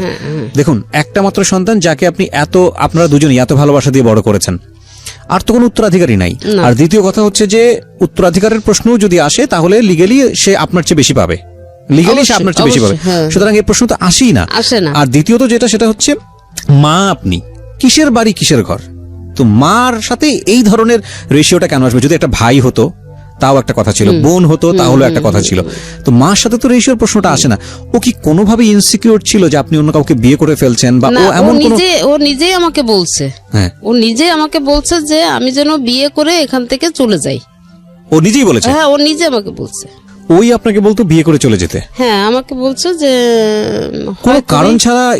না, বলছে কি যে এ বাড়িতে তুমি থাকতে পারবা না, এটা আমার বাবার বাড়ি, আমার অধিকার আগে, তো এই বাড়িতে তুমি থাকতে পারবা না, তুমি হয় তোমার কোনো আত্মীয় স্বজন বা বাবার বাড়িতে চলে যাও, বা কোনো আত্মীয় স্বজনের বাড়িতে, অথবা তুমি একটা বিয়ে করে নাও, আমার কোনো কমপ্লেইন নেই। এতটা অসন্তুষ্ট কেন সে আপনার প্রতি?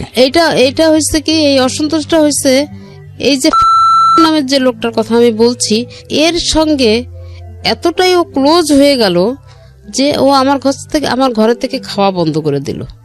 তো আপনি এই লোকটাকে বাসায় রাখছিলেন কেন? বের করে দিচ্ছিলেন না কেন? আমি এই লোকটাকে নামানোর জন্য বহুত চেষ্টা করছি, এবং লাস্ট আমার কেএমপি থেকে শুরু করে, মানে খুলনা পুলিশ কমিশনারের কার্যালয় থেকে শুরু করে, আমি প্রত্যেকটা প্রশাসনের সহযোগিতা চাইছি এবং দরখাস্ত করছি, এবং তাদের কাছ থেকে সিগনেচার নিচ্ছি যে অবৈধভাবে সে আমার বাড়িতে বসবাস করছে, আমার ঘর ভাড়া দিচ্ছে না, নানাভাবে নির্যাতন করছে, আমার ছেলেটাকে সে অ্যারেক্টেড করে ফেলছে, এইভাবে আমি দিচ্ছি, কিন্তু কাজ হয়নি, কোনো কাজ হয় না, কোনো কাজ। আমি প্রশাসনের কাছ থেকে আমি হারাম বলতে আমি এতটুকু উপকার পাই নাই, একমাত্র র‍্যাব 6 ছাড়া। ওনারা আপনাকে হেল্প করেছে? শুধু ওনারাই আমাকে হেল্প করছে, এবং সেটা লাস্ট মোমেন্টে এসে আমার মাথায় কেন যে এই বুদ্ধিটা খেলছিল। আচ্ছা, ফাইনাল ক্রোনোলজিক্যালি যাব, স্টেপ বাই স্টেপ যাব, গল্পটা সামনের দিকে এগোতে চাই। প্রিয় শ্রোতা, আমরা যেই ভয়াবহ রকমের একটা অভিযোগ মা তার সন্তানের এগেইনস্টে করছেন আজকে এখানে এসে, ঠিক অভিযোগ বলবো না, তার জীবন গল্প সেখানে বলতে এসেছেন, কারণ আজকের এই অনুষ্ঠান বলার পরে কিন্তু সে কারো কাছ থেকে বিচার চাইবে না। সে গল্পটা কেন বলতে এসছে সে প্রশ্নটা আমি পরে করব।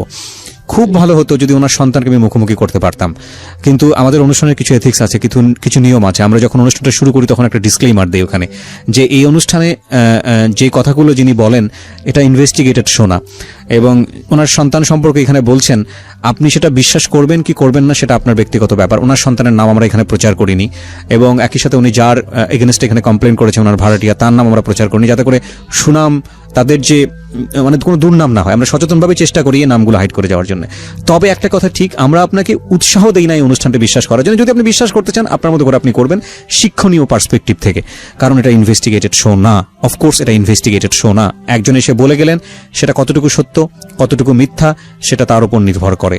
এবং খুব কষ্ট হচ্ছে যে যদি এখানে এসে ভাই তার বোনকে নিয়ে এভাবে বলতো, বা বোন এসে তো যদি ভাইকে নিয়ে এভাবে বলতো, আমি তাকে বলার সুযোগ দিতাম না, আমি তাকে অনুষ্ঠানে গল্পই বলার সুযোগ দিতাম না।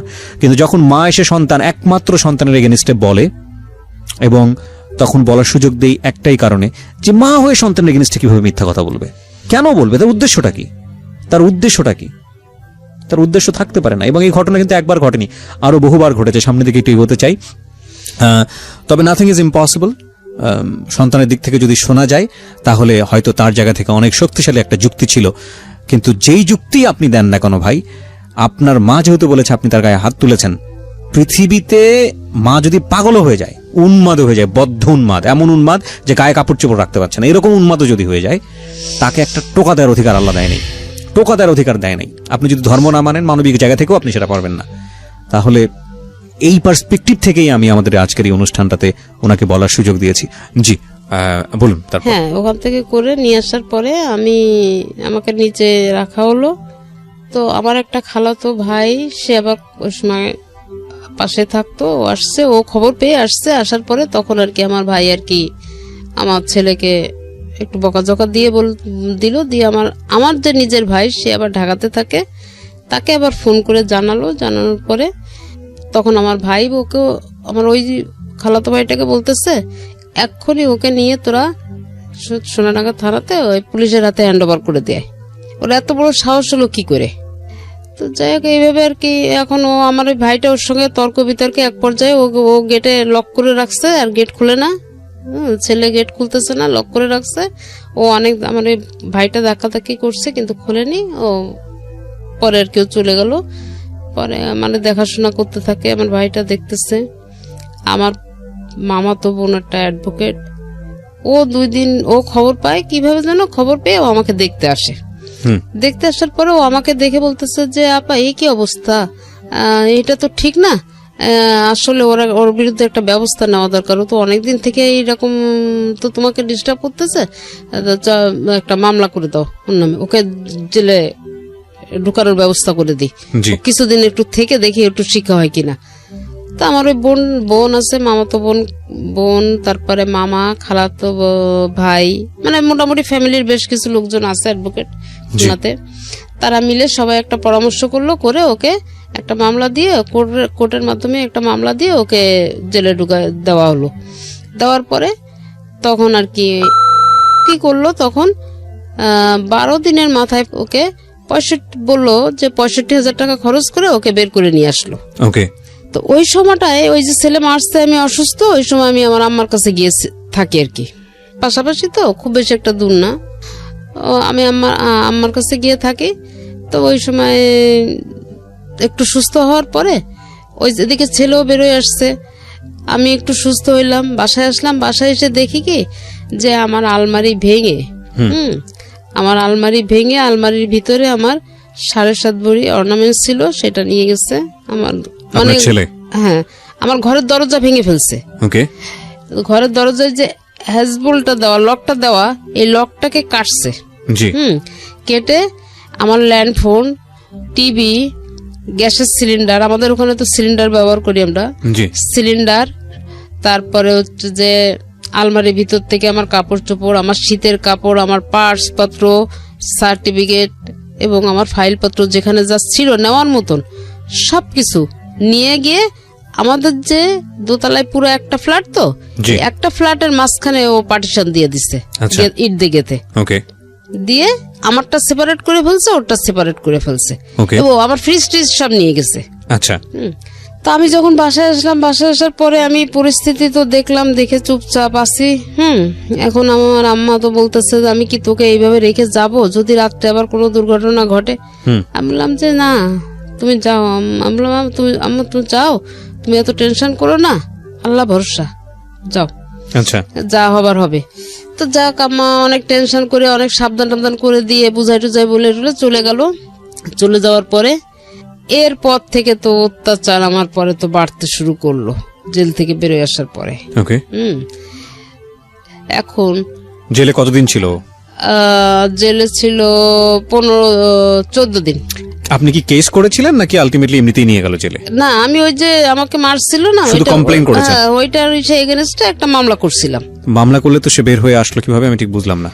মামলা করলেও বের হয়ে আসলো কিভাবে, এটা হচ্ছে কি আমারও এটা টার্গেট, যেহেতু মা মামলা করছে সেই ক্ষেত্রে তো অন্য কেউ বের করে নিয়ে আসতে পারে না বা পারার কথাও না। কিন্তু এখানে কোনো এখানে আচ্ছা ঠিক আছে, আইনগত ভাবে আমি এটা আপনাকে বুঝাইতে পারবো না। যাই হোক, আপনি মামলা দিলেন, ছেলে জেলে ছিল, কিছুদিনের মধ্যে সে আবার বের হয়ে আসলো। আচ্ছা, তারপর কি হলো? এরপরে বের হয়ে আসার পরে তো অত্যাচার আমার পরে তো আরো বেড়ে গেল। মানে কি, এতদিন তো ছেলে করতেছিল, আপনি ছেলেকে দিয়ে করাচ্ছিলেন, এখন ওয়াইফ, এখন পুরা ফ্যামিলিটা আর আমার ছেলে পুরো এক হয়ে গেল, আর আমি হয়ে গেলাম একটা সাইড। এদের প্রত্যেকের টর্চারিং এখন আমাকে দিনের বেলা, এমনকি রাতের বেলা আমার ছেলে ঘরে আছে, আমি এ পাশে আছি, ও পাশে আছে, 3 তলায় নেমে চলে আসছে। এসে আমার গেটে লাথি গুতা মারে মারতেছে আর বলতেছে অকথ্য ভাষা, ওদের ভাষা টাষা তো খুব খারাপ, মানে গালিগালাজ করতেছে, গেট খোল, গেট খুলে বের হ, তোরে এখন দেখে নেবো, এ করবো সে করবো। না না আপনার ছেলে না। আপনার ছেলে না? ওকে। কিন্তু ছেলে পাশের ঘরের থেকে সবই জানতেছে, শুনতেছে। ছেলেকে আর এখন ফেস করাচ্ছে না, এখন কিন্তু ফেস হচ্ছে। তো এইভাবে শোনেন, এইভাবে মারধর খাইতে খাইতে আমি তো একদম অতিষ্ঠ হয়ে যাচ্ছি। তারপরে যাই হোক, আমি কোনো জায়গায় কোনো কিছু করতে পারছি না। এলাকার যারা গণ্যমান্য ব্যক্তি আছে তাদেরকে জানালাম, তারাও ওকে ডাকলো, বসলো, কারোর ডাকে ডাকে কোনো পাত্তা দেয় না। এবং সে তার বক্তব্য হচ্ছে কি, আমাকে সে উল্টা আমাকে ধমকায়, আজকে অমুকের কাছে গেছিলি, তমুকের কাছে গেছিলি, আমার ক্ষমতা সম্পর্কে তুই কিছু জানিস, তোকে আমি কি করতে পারি, তোকে যে কোনো সময় কিন্তু রাস্তাঘাটে শেষ করে দেবো, এইভাবে আর কি আমাকে হুমকি ধামকি দিয়ে যাচ্ছে। এমনকি আমি গেটে লক করে আমি ভিতরে থাকি, কিন্তু বাইরে থেকে কেউ বুঝতে পারবে না যে ঘরে কোনো মানুষ আছে। মানে কোনো শব্দ ছাড়াই আমি ভিতরে থাকতেছি।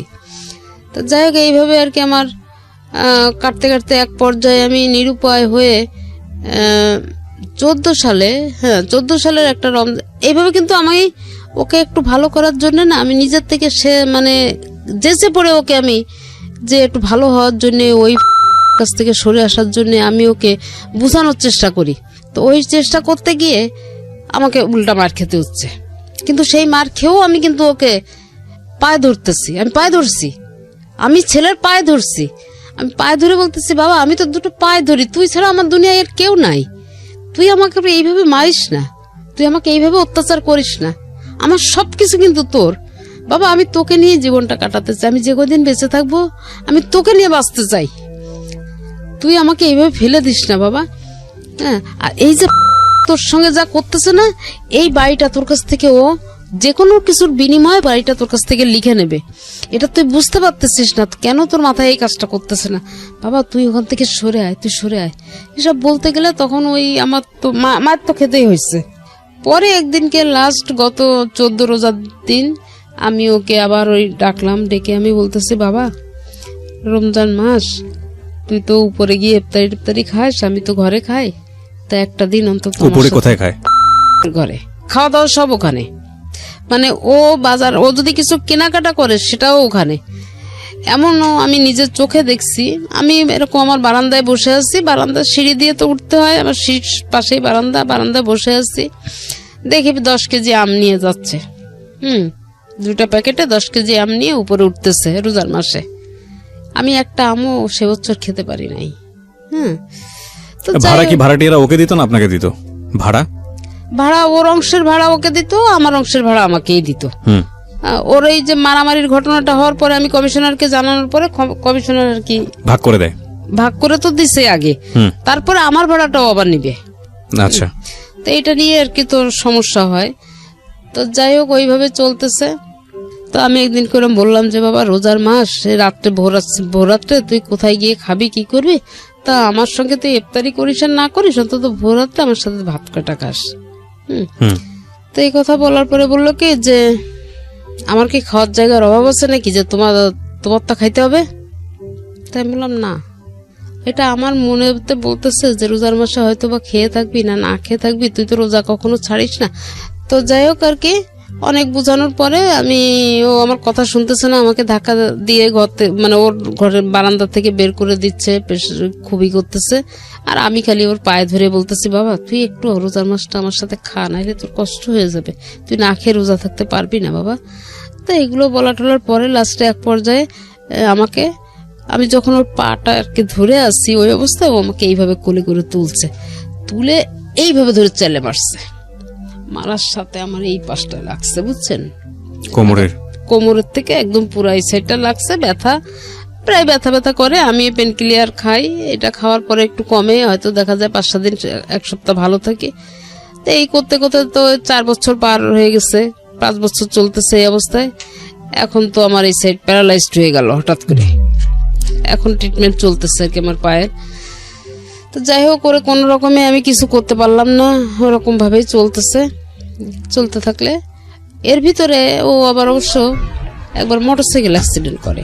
জি। মোটরসাইকেল অ্যাক্সিডেন্ট করে ওর এই পুরো হাতটা, মানে এই পুরো 5টা আঙ্গুলের জয়েন্ট খুলে যায় এবং এইখান থেকে এই পর্যন্ত 6টা টুকরা হয়ে যায়। আচ্ছা, ডান হাতের। তো তখন ওই হাসপাতালে ভর্তি হলো। ভর্তি হওয়ার পরে আমার মা, ভাই বোন যারা ছিল খুলনাতে সবাই গেল, আমিও গেলাম। যখনই আমি গেছি আমাকে দেখছে, তখন বলতেছে যে কেন আসছো? তা আমি বললাম যে শুনলাম তুই অ্যাক্সিডেন্ট করছিস, তাই আমি আসলাম আর কি। এখানে তোমার আসার তো কোনো প্রয়োজন নেই, আমার অনেক লোক আছে। ফাইন, আমি না মানতে পারছি না। প্রথম কথা হচ্ছে যে কি করে? হ্যাঁ, বাড়ি বিক্রি করে। ওকে। তো এইটার বাধা হয়েছিলাম আমি। ওকে, যে কারণে সবকিছুতেই আপনাকে দেখতে পাচ্ছি না। এই একটাই কারণ। আমি যদি প্রথম চান্সে এটা রাজি হতাম তাহলে হয়তো জিনিসটা আজকে এত দূর পর্যন্ত আসতো না। আচ্ছা, ঠিক আছে, বলেন তারপর। তো যাই হোক, আমি ওইভাবে হাসপাতালে তখন আমি ওকে দেখতে গেলাম। ওই যখন ওটিতে ঢুকাবে ওকে অপারেশনের জন্য, তখন আমি গেলাম ওখানে। যাওয়ার পরে আমারও বলতেছে যে তুই যদি এখান থেকে না যাস আমি ওটিতে ঢুকবো না, আমি কিন্তু এখনই এই হাসপাতাল থেকে বেরোয় চলে যাব। তা আমি বলতেছি কি কেন, আমি কি করছি তোর? তা বলছে কি যে তুই তো আমার জীবনটা শেষ করে দিলি। তা একদম এইভাবে কথাবার্তা বলতেছে। যাই হোক, আমি ওর বন্ধু বান্ধব ছিল, আরো লোকজন ছিল, আমি মান সম্মানের খাতিরে আস্তে করে আমি, ও 3 তলায় ছিল, আমি 2 তলায় এসে সিঁড়ির ভিতরে দাঁড়াই আসছি। যখন ওকে ওটিতে ঢুকাইলো তখন আমি ওটির সামনে গিয়ে দাঁড়ালাম। পরে যখন ওর অপারেশন করে বের করলো, তখন তো সেন্স ছিল না, তখন আমি কাছে গেলাম, মাথাটাতে একটু হাত টাত দিলাম, দিয়ে ওখানে কাছে কিছু সময় বসলাম। বসার পরে ওর বন্ধু বান্ধব বললো কি যে আন্টি আপনি এক কাজ করেন, আপনি বাসায় চলে যান, আমরা আছি, যদি কোনো সমস্যা হয় আমরা খবর দিব। আমি জানি যে আমার ছেলে আবার কোল বালিশ ছাড়া ঘুমাতে পারে না। তা আমি বাসায় গেছি, মানে বাসা, আমার বাসার থেকে ক্লিনিক পর্যন্ত আসতে 3 থেকে 4 মিনিট লাগে হেঁটে আসলে। তা আমি আবার এটা জানি, আমি তো ওটা জানি যে ও তো সেন্স ফিরলেই কোল বালিশ খুঁজবে। তা আমি ভোর যখন 5টা বাজে, আজান হয়ে গেছে, 5টা বেজে গেছে, তখন আমি একটা কোল বালিশ হাতে করে নিয়ে আস্তে আস্তে ক্লিনিকে আসলাম। এসে ওই বালিশটা রেখে গেলাম, মানে ওর বন্ধুদের হাতে দিয়ে গেলাম, আর বললাম যে ওর কি অবস্থা, একটু মাথাটাতে হাত বুলাই দিয়ে চলে গেলাম। চলে যাওয়ার পরে তারপরে ও জিজ্ঞেস করছে বালিশ কে দিয়ে গেছে, তা বলছে যে তা আন্টি এসে দিয়ে গেছে। যাই হোক, ওইভাবে আর কি ও সেখান থেকে ক্লিনিক থেকে বের হলো। কিন্তু আমি ওই যে কয়দিন ক্লিনিকে ছিল, আমি গেলে ও রুমে আমাকে ঢুকতে দিত না। তো ও রুমের সোজা আবার সিঁড়িটা, তা আমি ওই সিঁড়ির ওই কোনায় দাঁড়ায় ওকে একটু দেখতাম। বাসায় তো মন টিকতো না, কারণ আমার তো বাসায় আর কেউ নাই। তা আমি ওই দূরে দাঁড়ায় দাঁড়ায় আর কি, যতটুকু সময় সম্ভব হতো আমি ওই এরকম সিঁড়ির ভিতরে দাঁড়ায় ওকে দেখতাম, ও যাতে আমাকে দেখতে না পায়। এইভাবে দেখে টেকে আমি চলে যেতাম। তারপরে যাই হোক, আস্তে আস্তে যখন একটু সুস্থ হলো, রিলিজ দিল, বাসায় গেল, তখন আর কি আমি ওকে ওর ঘরে গেলাম দেখতে। তখন আমাকে বলতেছে যে তুমি কেন আসছো দেখতে? তাই আমি বললাম হাসপাতাল থেকে রিলিজ নিয়ে আসলি তো ওখানে তো টাকায় শর্ট পড়ছিল, আমি তো ওখানে কিছু টাকা দিলাম। আর কোনো কথা বলে না, ওইভাবে আসছে। এর ভিতরে হচ্ছে কি একটা মেয়ের সঙ্গে ওর একটু রিলেশন হয়। আচ্ছা। তো মেয়েটাকে আমাকে দেখাতেও নিয়ে আসতে চায়। তো আমিও বলি যে ঠিক আছে। এই মানে দেখাতে নিয়ে আসতে চাই মানে হচ্ছে এই এরকম ঘটনার মধ্যে যেখানে আপনাকে হাসপাতালে দেখতে দিতে চায় না? না, সেইখানে ওই মেয়েটা থাকে, মেয়েটা সেখানে ওর কাছেই থাকে, কিন্তু আর ওই মেয়েটা থাকার কারণে কিন্তু না সেটা অন্য হিসাব। আপনাকে যেখানে ওটিতে আপনাকে দেখলে ওটিতে ঢুকতে যাচ্ছে না, সেখানে মেয়ের সঙ্গে সম্পর্ক করে আপনাকে দেখাতে চাবে কেন? না, এটাই তো সুস্থ হওয়ার পরে। সুস্থ বলতে মানে ওটি সুস্থ হয়েছে বুঝলাম, কিন্তু সম্পর্কটা তো সুস্থ হয়নি। মানে আমি বলতে চাচ্ছি এই কারণে যে যেখানে আপনাকে কোনো কিছুতেই প্রাধান্য দিচ্ছে না, সেখানে কোনো একটা মেয়ের সঙ্গে সম্পর্ক হলে আপনাকে কেন দেখাতে যাচ্ছে, আমি তো বুঝতে পারছি না। না, তো ওইটা হয়েছে কি তখন আর কি ও একটু মনে হয় কিছু হয়তো নিজের ভুল বুঝতে পারছে, একটু স্বাভাবিক হয়ে আমার সঙ্গে একটু কথাবার্তা বলে আর কি। যাই হোক, আপনাকে দেখাতে চেয়েছে। হ্যাঁ, এখন মেয়েটা পছন্দ করছে, মানে আমি ওকে বিয়ে দেওয়ার জন্য বলতেছি যে বাবা এখন একটা বিয়ে শাদী কর, তাহলে দেখি একটু ঘর সংসারের দিকে তোর মন আসবে। হ্যাঁ, তারপর যে বিয়ে করে কি খাওয়াবো কি? আমি যখন তোকে খাওয়াইতে পারতেছি তা আর একটা মেয়ে নিয়ে আসলে তাকেও আমি খাওয়াইতে পারবো। আমার যদি একটা মেয়ে থাকতো তা আমি তো তাকে দেখতাম, আমি তো আর অন্যের পরে ছেড়ে দিতাম না। তো এইভাবে বলা টলার পরেও একদিনকে আমাকে বলতেছে তাহলে আমি মেয়েটাকে নিয়ে আসি, তুমি দেখবা, তাহলে আমি নিয়ে আসি। এবার হ্যাঁ ঠিক আছে নিয়ে আসো। এখন নিয়ে আসার পরে মেয়েটা দেখে আমার কিন্তু আসলে পছন্দ হয়নি। হ্যাঁ, আচ্ছা। তো এতটুকু সময় ছিল যে মেয়েটার ওর পরিচয়টা ভালোভাবে আমার জানার মতো সুযোগ হয়নি। হ্যাঁ, 5-7 মিনিট ছিল আর কি। তো মেয়েটা চলে যাওয়ার পরে আমার ছেলে যখন বাসায় আসলো, আমি তখন ওকে বললাম যে আচ্ছা ওদের বাড়িটা কোথায়? তা বললো তো বাবা, ওরা কয় ভাই বোন, বাবা মা কি করে? তা বলতেছে যে আমি ওর বাবা মা কি করে এটা আমি বলতে পারবো না, ওরা হচ্ছে 3 বোন আর 1 ভাই, ও হচ্ছে বোনদের মধ্যে ছোট। জি। তাই আমি বললাম কি যে তুই একটা মেয়ের সঙ্গে রিলেশন করলি, অথচ তার বাবা কি করে তুই এইটা বলতে পারিস না, এইটা আবার কেমন কথা বলতেছিস? তা আমার না জিনিসটা একটু সন্দেহ লাগলো। এটা লাগার পরে আমি এটা কি করলাম, আমি এটা কোন একজন মারফতে, কারো একজন মারফতে আমি খোঁজ নিলাম যে আসলে মেয়ের বাবা কি করে। তখন আমি জানতে পারলাম যে মেয়ের বাবা একজন ট্রাক ড্রাইভার। আচ্ছা। আমি এইটার পরে না আমি একদম নিস্তব্ধ হয়ে গেলাম। পরবর্তীতে আমি ছেলেকে ডাকলাম, আবার বেশ 2-3 দিন পরে আমি ছেলেকে ডাকলাম, জিজ্ঞেস করলাম। ছেলে বলল যে আসলে তো আমি জানি না। আমি বলছি কি, আমি তো শুনলাম যে ওর বাবা নাকি ট্রাক ড্রাইভার। তা বলছে না আমি তো এটা শিওর না। তখন আমি বললাম যে তুমি যদি এরকম, যদি তুমি শিওর হও আর নাই হও, যদি এরকম কিছু হয় তাহলে কিন্তু আমি বাবা এইটা মেনে নিতে পারবো না, কারণ আমার ফ্যামিলির কাছে আমি পরিচয় দিতে পারবো না যে তুমি কি করছো। তো এইভাবে আর কি মেয়েটার সঙ্গে ওই মেয়েটা এই কথাগুলো আমার ছেলে কিন্তু আমার মেয়েকে যে বলছে, বলার পরে মেয়ে আমার পরে আবার একটু ক্ষিপ্ত হয়ে আছে। তো একদিন এটা নিয়ে এই মেয়েটা আমার সঙ্গে আর কোনো যোগাযোগ করে না। হ্যাঁ, আগে একটু ফোনে কথা বলতো, ফোনে আমিও কথা বলতাম, ও কথা বলতো। একদিন আমি ফোন করলে ও উল্টা আমাকে খুব ঝাড়ি দিচ্ছে মেয়ে। তখন আমি আবার মানে একটু আনইজি ফিল করতেছি যে কি ব্যাপার, কি হইলো। তো যাই হোক, আমি আর তারপর থেকে মেয়ের সঙ্গে কোনো যোগাযোগ করি না। আর এদিকে হচ্ছে ছেলে, এর কাছে বাড়ি বিক্রি হবে, ওর কাছে বাড়ি বিক্রি হবে, সে তার কিন্তু ওই বাড়িটাই এখন সবকিছু হয়ে গেছে। আচ্ছা। এটা বিক্রি না করা পর্যন্ত সে আর ঠান্ডা হচ্ছে না। তো আমি গত বছরের একটা সময় আমার অফিসে, মানে আমার হাজবেন্ড যে অফিসে চাকরি করতেন, আমি খুলনা অফিসে, আমার অনেক পরিচিত লোকজন আছে, তো তা আমি তাদের কাছে গিয়ে বললাম ভাই আপনারা আমাকে একটা উপকার করেন, বাড়িটা তো হাউস বিল্ডিং এ অল্প কিছু টাকা বাকি আছে, আর ছেলেও তো বাড়ি বিক্রি করতে যাচ্ছে, তা আমি আপনাদের লোনটাও আমি শোধ করে দেব, আর ওকে বলেন বাড়িটা আমি, ও যে দাম চাচ্ছে আমি ওই দামটাই ওকে দিব, বাড়িটা আমাকে দিয়ে দিক। আচ্ছা। আমার স্বামীর বাড়ি, আমি এটা অন্য কারো হাতে দিতে চাচ্ছি না। তো বললো কি এলে তাহলে তো ভালো প্রস্তাব এটা, তো ঠিক আছে ওকে বলি। এখন ছেলেকে যতবারই বলা হচ্ছে, ছেলের কথা হলো আমি দিব, আমি তাকে বাড়ি দিব না। তো এইভাবে তখন ওই অফিস থেকে বলতেছে বিষয় না, বিষয় হচ্ছে এটাই যে তোমার মাস সই ছাড়া কিন্তু তুমি কিছুই করতে পারবা না, তুমি যা কিছু করতে চাও না কেন তোমার মাস সইয়ের বাইরে তুমি যাইতে পারতেছো না, আর হাউস বিল্ডিং থেকে তুমি দলিল বের করতে পারবা না। আপনাদের দুজনেরই সই লাগবে, ইনফ্যাক্ট। হ্যাঁ, একজনের দ্বারা হবে না, হবে না। হ্যাঁ, তো এইভাবে ওকে অনেক বোঝানোর চেষ্টা করছে, কিন্তু ও আসলে কোনো কিছুতেই বুঝতে চায় না, ও সবকিছু গাছ জোরেই করতে চায়। যেমন আমার পেনশনের টাকাগুলা নিয়েও সে অনেক ঢাকা অফিস পর্যন্ত আসছে, এখানে টাকা পয়সা দিয়ে পেনশনটা ওর নামে করার চেষ্টা করছে, অনেক ঝামেলা ঝঞ্ঝাট, ছোটখাটো বড় অনেক ঝামেলা ঝঞ্ঝাট করছে। তো যাই হোক, এগুলার আমি ছোটখাটো গুলা ধরি নাই, কিন্তু যখন আর কি গত বছর ফেব্রুয়ারি মাসে ওই মেয়েকে নিয়ে, মেয়েটা ওর বাসায় বেলা 3টার সময় যখন আসছে, হ্যাঁ, আমি তখন একটা হোটেলে বসে ভাত খাচ্ছি, তখন দেখি ওই মেয়েটা আমাদের এলাকায় ঢুকতেছে। আর সন্ধ্যা, আমি ওইটা দেখে বসেই আছি, মেয়ে কিন্তু ঘর থেকে আর বের হয় না। তখন আমি চিন্তা করলাম যে আমি তো প্রশাসনের কোনো সহযোগিতা আমি পাবো না, এখানে আমার যে লাভ নাই, আমি এখন কি করতে পারি।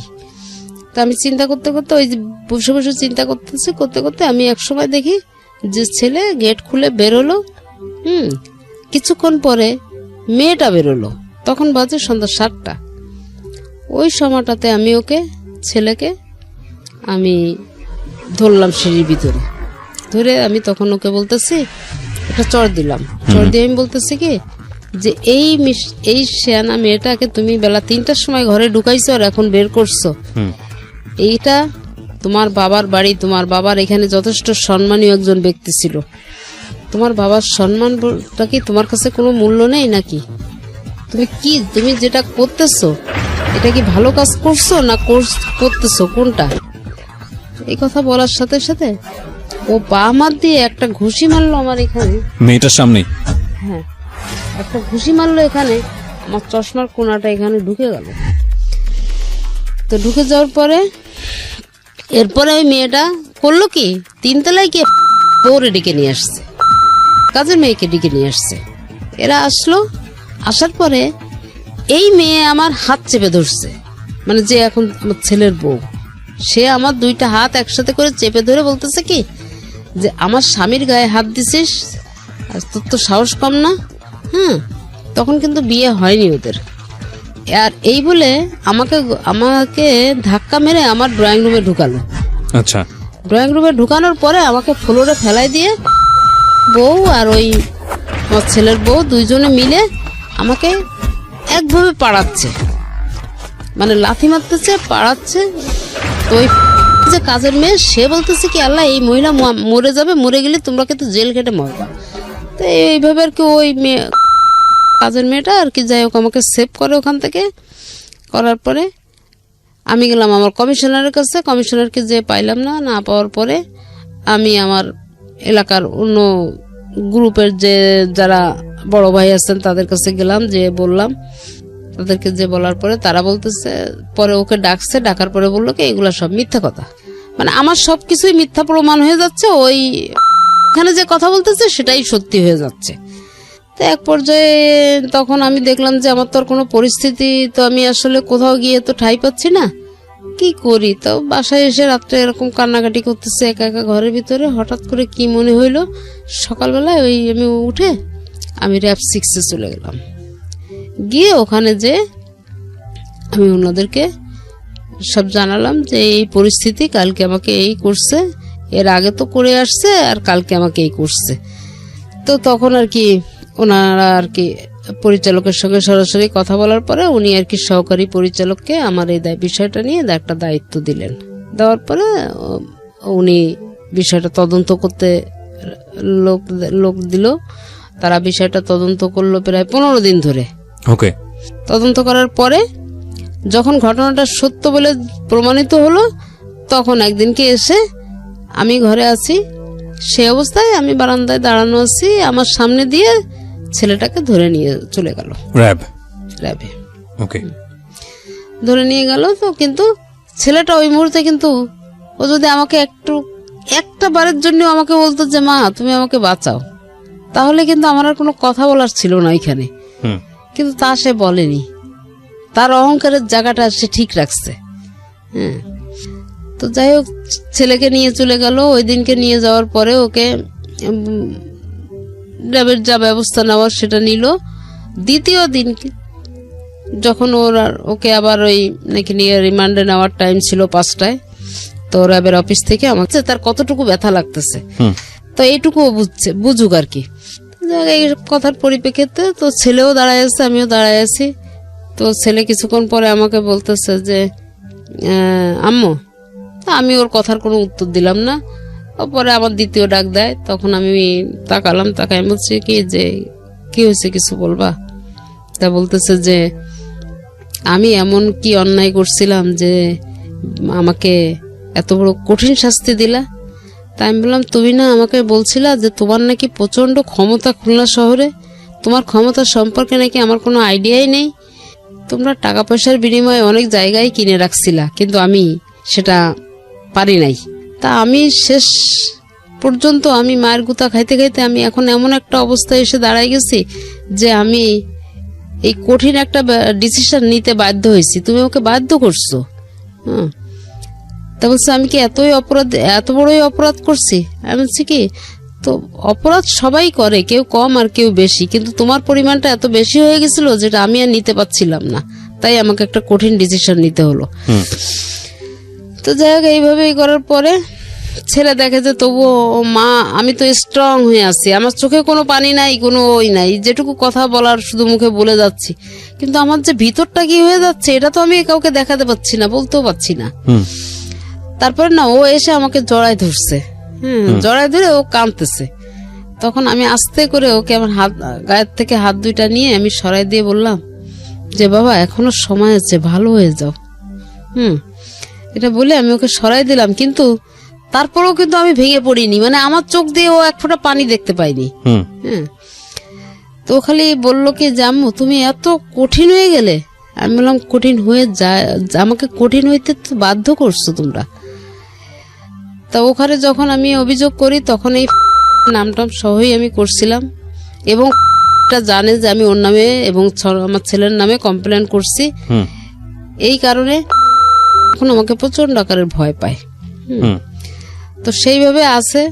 ছেলে বিয়ে করছে, আমি বউটাকে নিয়ে আসি, ছেলে বউ নিয়েই আমি আসি গত বছর থেকে সংসারে। আমার ছেলে কোনো টাকা পয়সা বা কোনো খরচ খরচা কোনো কিছুই বহন করে না, কিন্তু আমি ছেলে বউকে নিয়ে আমি কিন্তু সংসার চালাই দিচ্ছি। কিন্তু ওই যে ভাগাভাগিটা আমাদের আছে না, ভাগাভাগিটা কিন্তু ঠিকই আছে। ওই ভদ্রমহিলাকে কি বিয়ে করেছেন? মানে হ্যাঁ, সেই মেয়েকে বিয়ে করছে, এবং মেয়ে অনার্স পাস করার পরে বিয়ে করছে। এই যে এবার মাস্টার্স পরীক্ষা দিছে। এই ঠিক আছে, আমি এগুলোকে না আসলে ক্লেম হিসেবে দেখতে চাই না, এগুলো আপনার নিজের ঘরের গল্প, আপনি যাকেই বলেন না কেন এখানে আপনার মান সম্মানই যাবে। আমি বরং সিচুয়েশনটাকে দেখতে চাচ্ছি এইভাবে যে কতটা ভয়াবহ তার মধ্য দিয়ে যেতে হয়েছে। আপনার ছেলেকে যদি আজকে আমি এখানে বলার সুযোগ পেত, সে নিশ্চয়ই আপনার বিরুদ্ধে তার 1000টা অভিযোগ থাকতো। আমি এই কথাটা বারবারই বলছি, 1000টা অভিযোগ থাকতো, কিন্তু আমি কোনোভাবেই মানতে পারছি না যে গায়ে হাত তোলার ব্যাপারটা। আমার সে কারণেই আজকে আপনাকে জীবন গল্পে বলার সুযোগ করে দেয়া।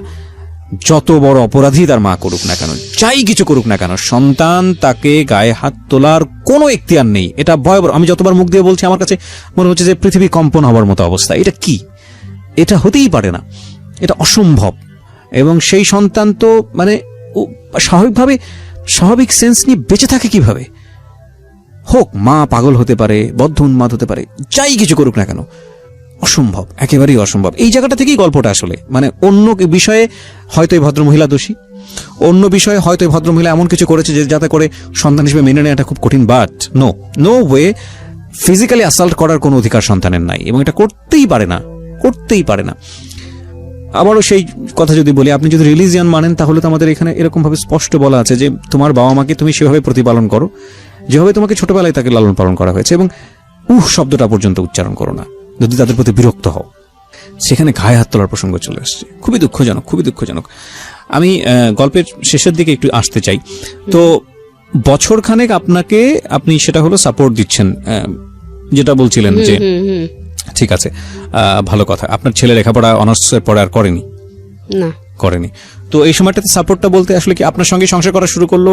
যে ভদ্রলোকের কথা বলছিলেন যে আপনাদের বাড়িতে থেকে এক ধরনের সন্ত্রাসী কার্যক্রম পরিচালনা করেছে, উনি কি এখনো আছেন না বের করে দিয়েছেন? এই আগামী 1 তারিখে তার নেমে যাওয়ার ডেট। এখনো পর্যন্ত সে এত কিছুর পরেও আছে? আমার এখনো পর্যন্ত আমি এই ছেলেকে দিয়ে আমি চেষ্টা করলে আধা ঘন্টার ভিতরে আমি ওকে নামাবো, কিন্তু এই আমার ছেলের কোথায় যেন একটা দুর্বলতা আছে ওর প্রতি। আমার ছেলে ওকে নামাইতেই দিতে চায় না। কি দুর্বলতা? বিয়ে করেছে কতদিন? বিয়ে করছে 1 বছর। 1 বছর যাবত সংসার ধর্ম করে খাচ্ছে তারা? সংসার ধর্ম আমার সাথেই আর কি, আমি সবকিছু আপনার সঙ্গে আছে। বাড়িটার কি অবস্থা? বাড়িটা নিয়ে হচ্ছে সেই বাড়ি তো ওদেরকে দিবে, এটাই হচ্ছে ওদের সঙ্গে একটা এগ্রিমেন্ট করা আছে। কার থেকে? মানে ওই সাথে একটা এগ্রিমেন্ট করা আছে, বাড়িটা ওদেরকে দিবে।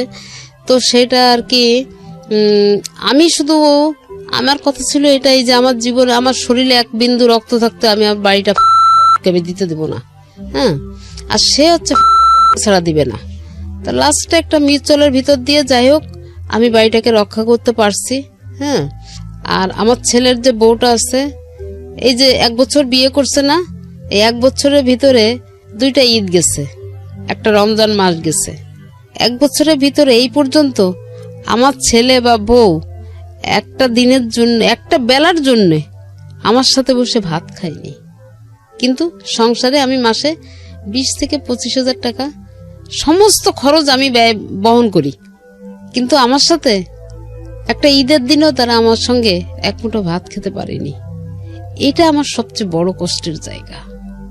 এই কষ্টগুলো হয়তো বা কোনোদিনও যাবে না, কারণ আজকে আপনি রেডিওতে যে গল্পটা বলে গেলেন এরপরে কষ্ট হয়তো আরো বাড়বে।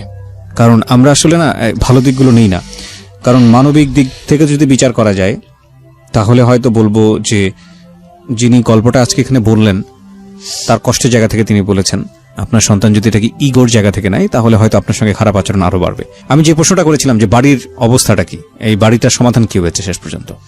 হ্যাঁ, বাড়ির অবস্থাটা এখন আমারই এক রিলেটিভের মাধ্যম দিয়েই আর কি আমার নেওয়া হয়েছে। আপনি নিয়েছেন বাড়িটা কার কাছ থেকে? মানে ছেলের অংশটা আপনি কিনে নিয়েছেন? হ্যাঁ হ্যাঁ, কত টাকা দিয়ে কিনে নিয়েছেন? তাকে 65 লাখ টাকা দেওয়া হয়েছে। এই 65 লাখ টাকা আপনি কোথায় পেয়েছেন? এই 65 লাখ টাকা আমার হাজবেন্ডের পেনশনের টাকাটা। আমি এতদিন কোনো হাত দেই নাই, আমি উঠাই নাই। কত বছর হলো উনি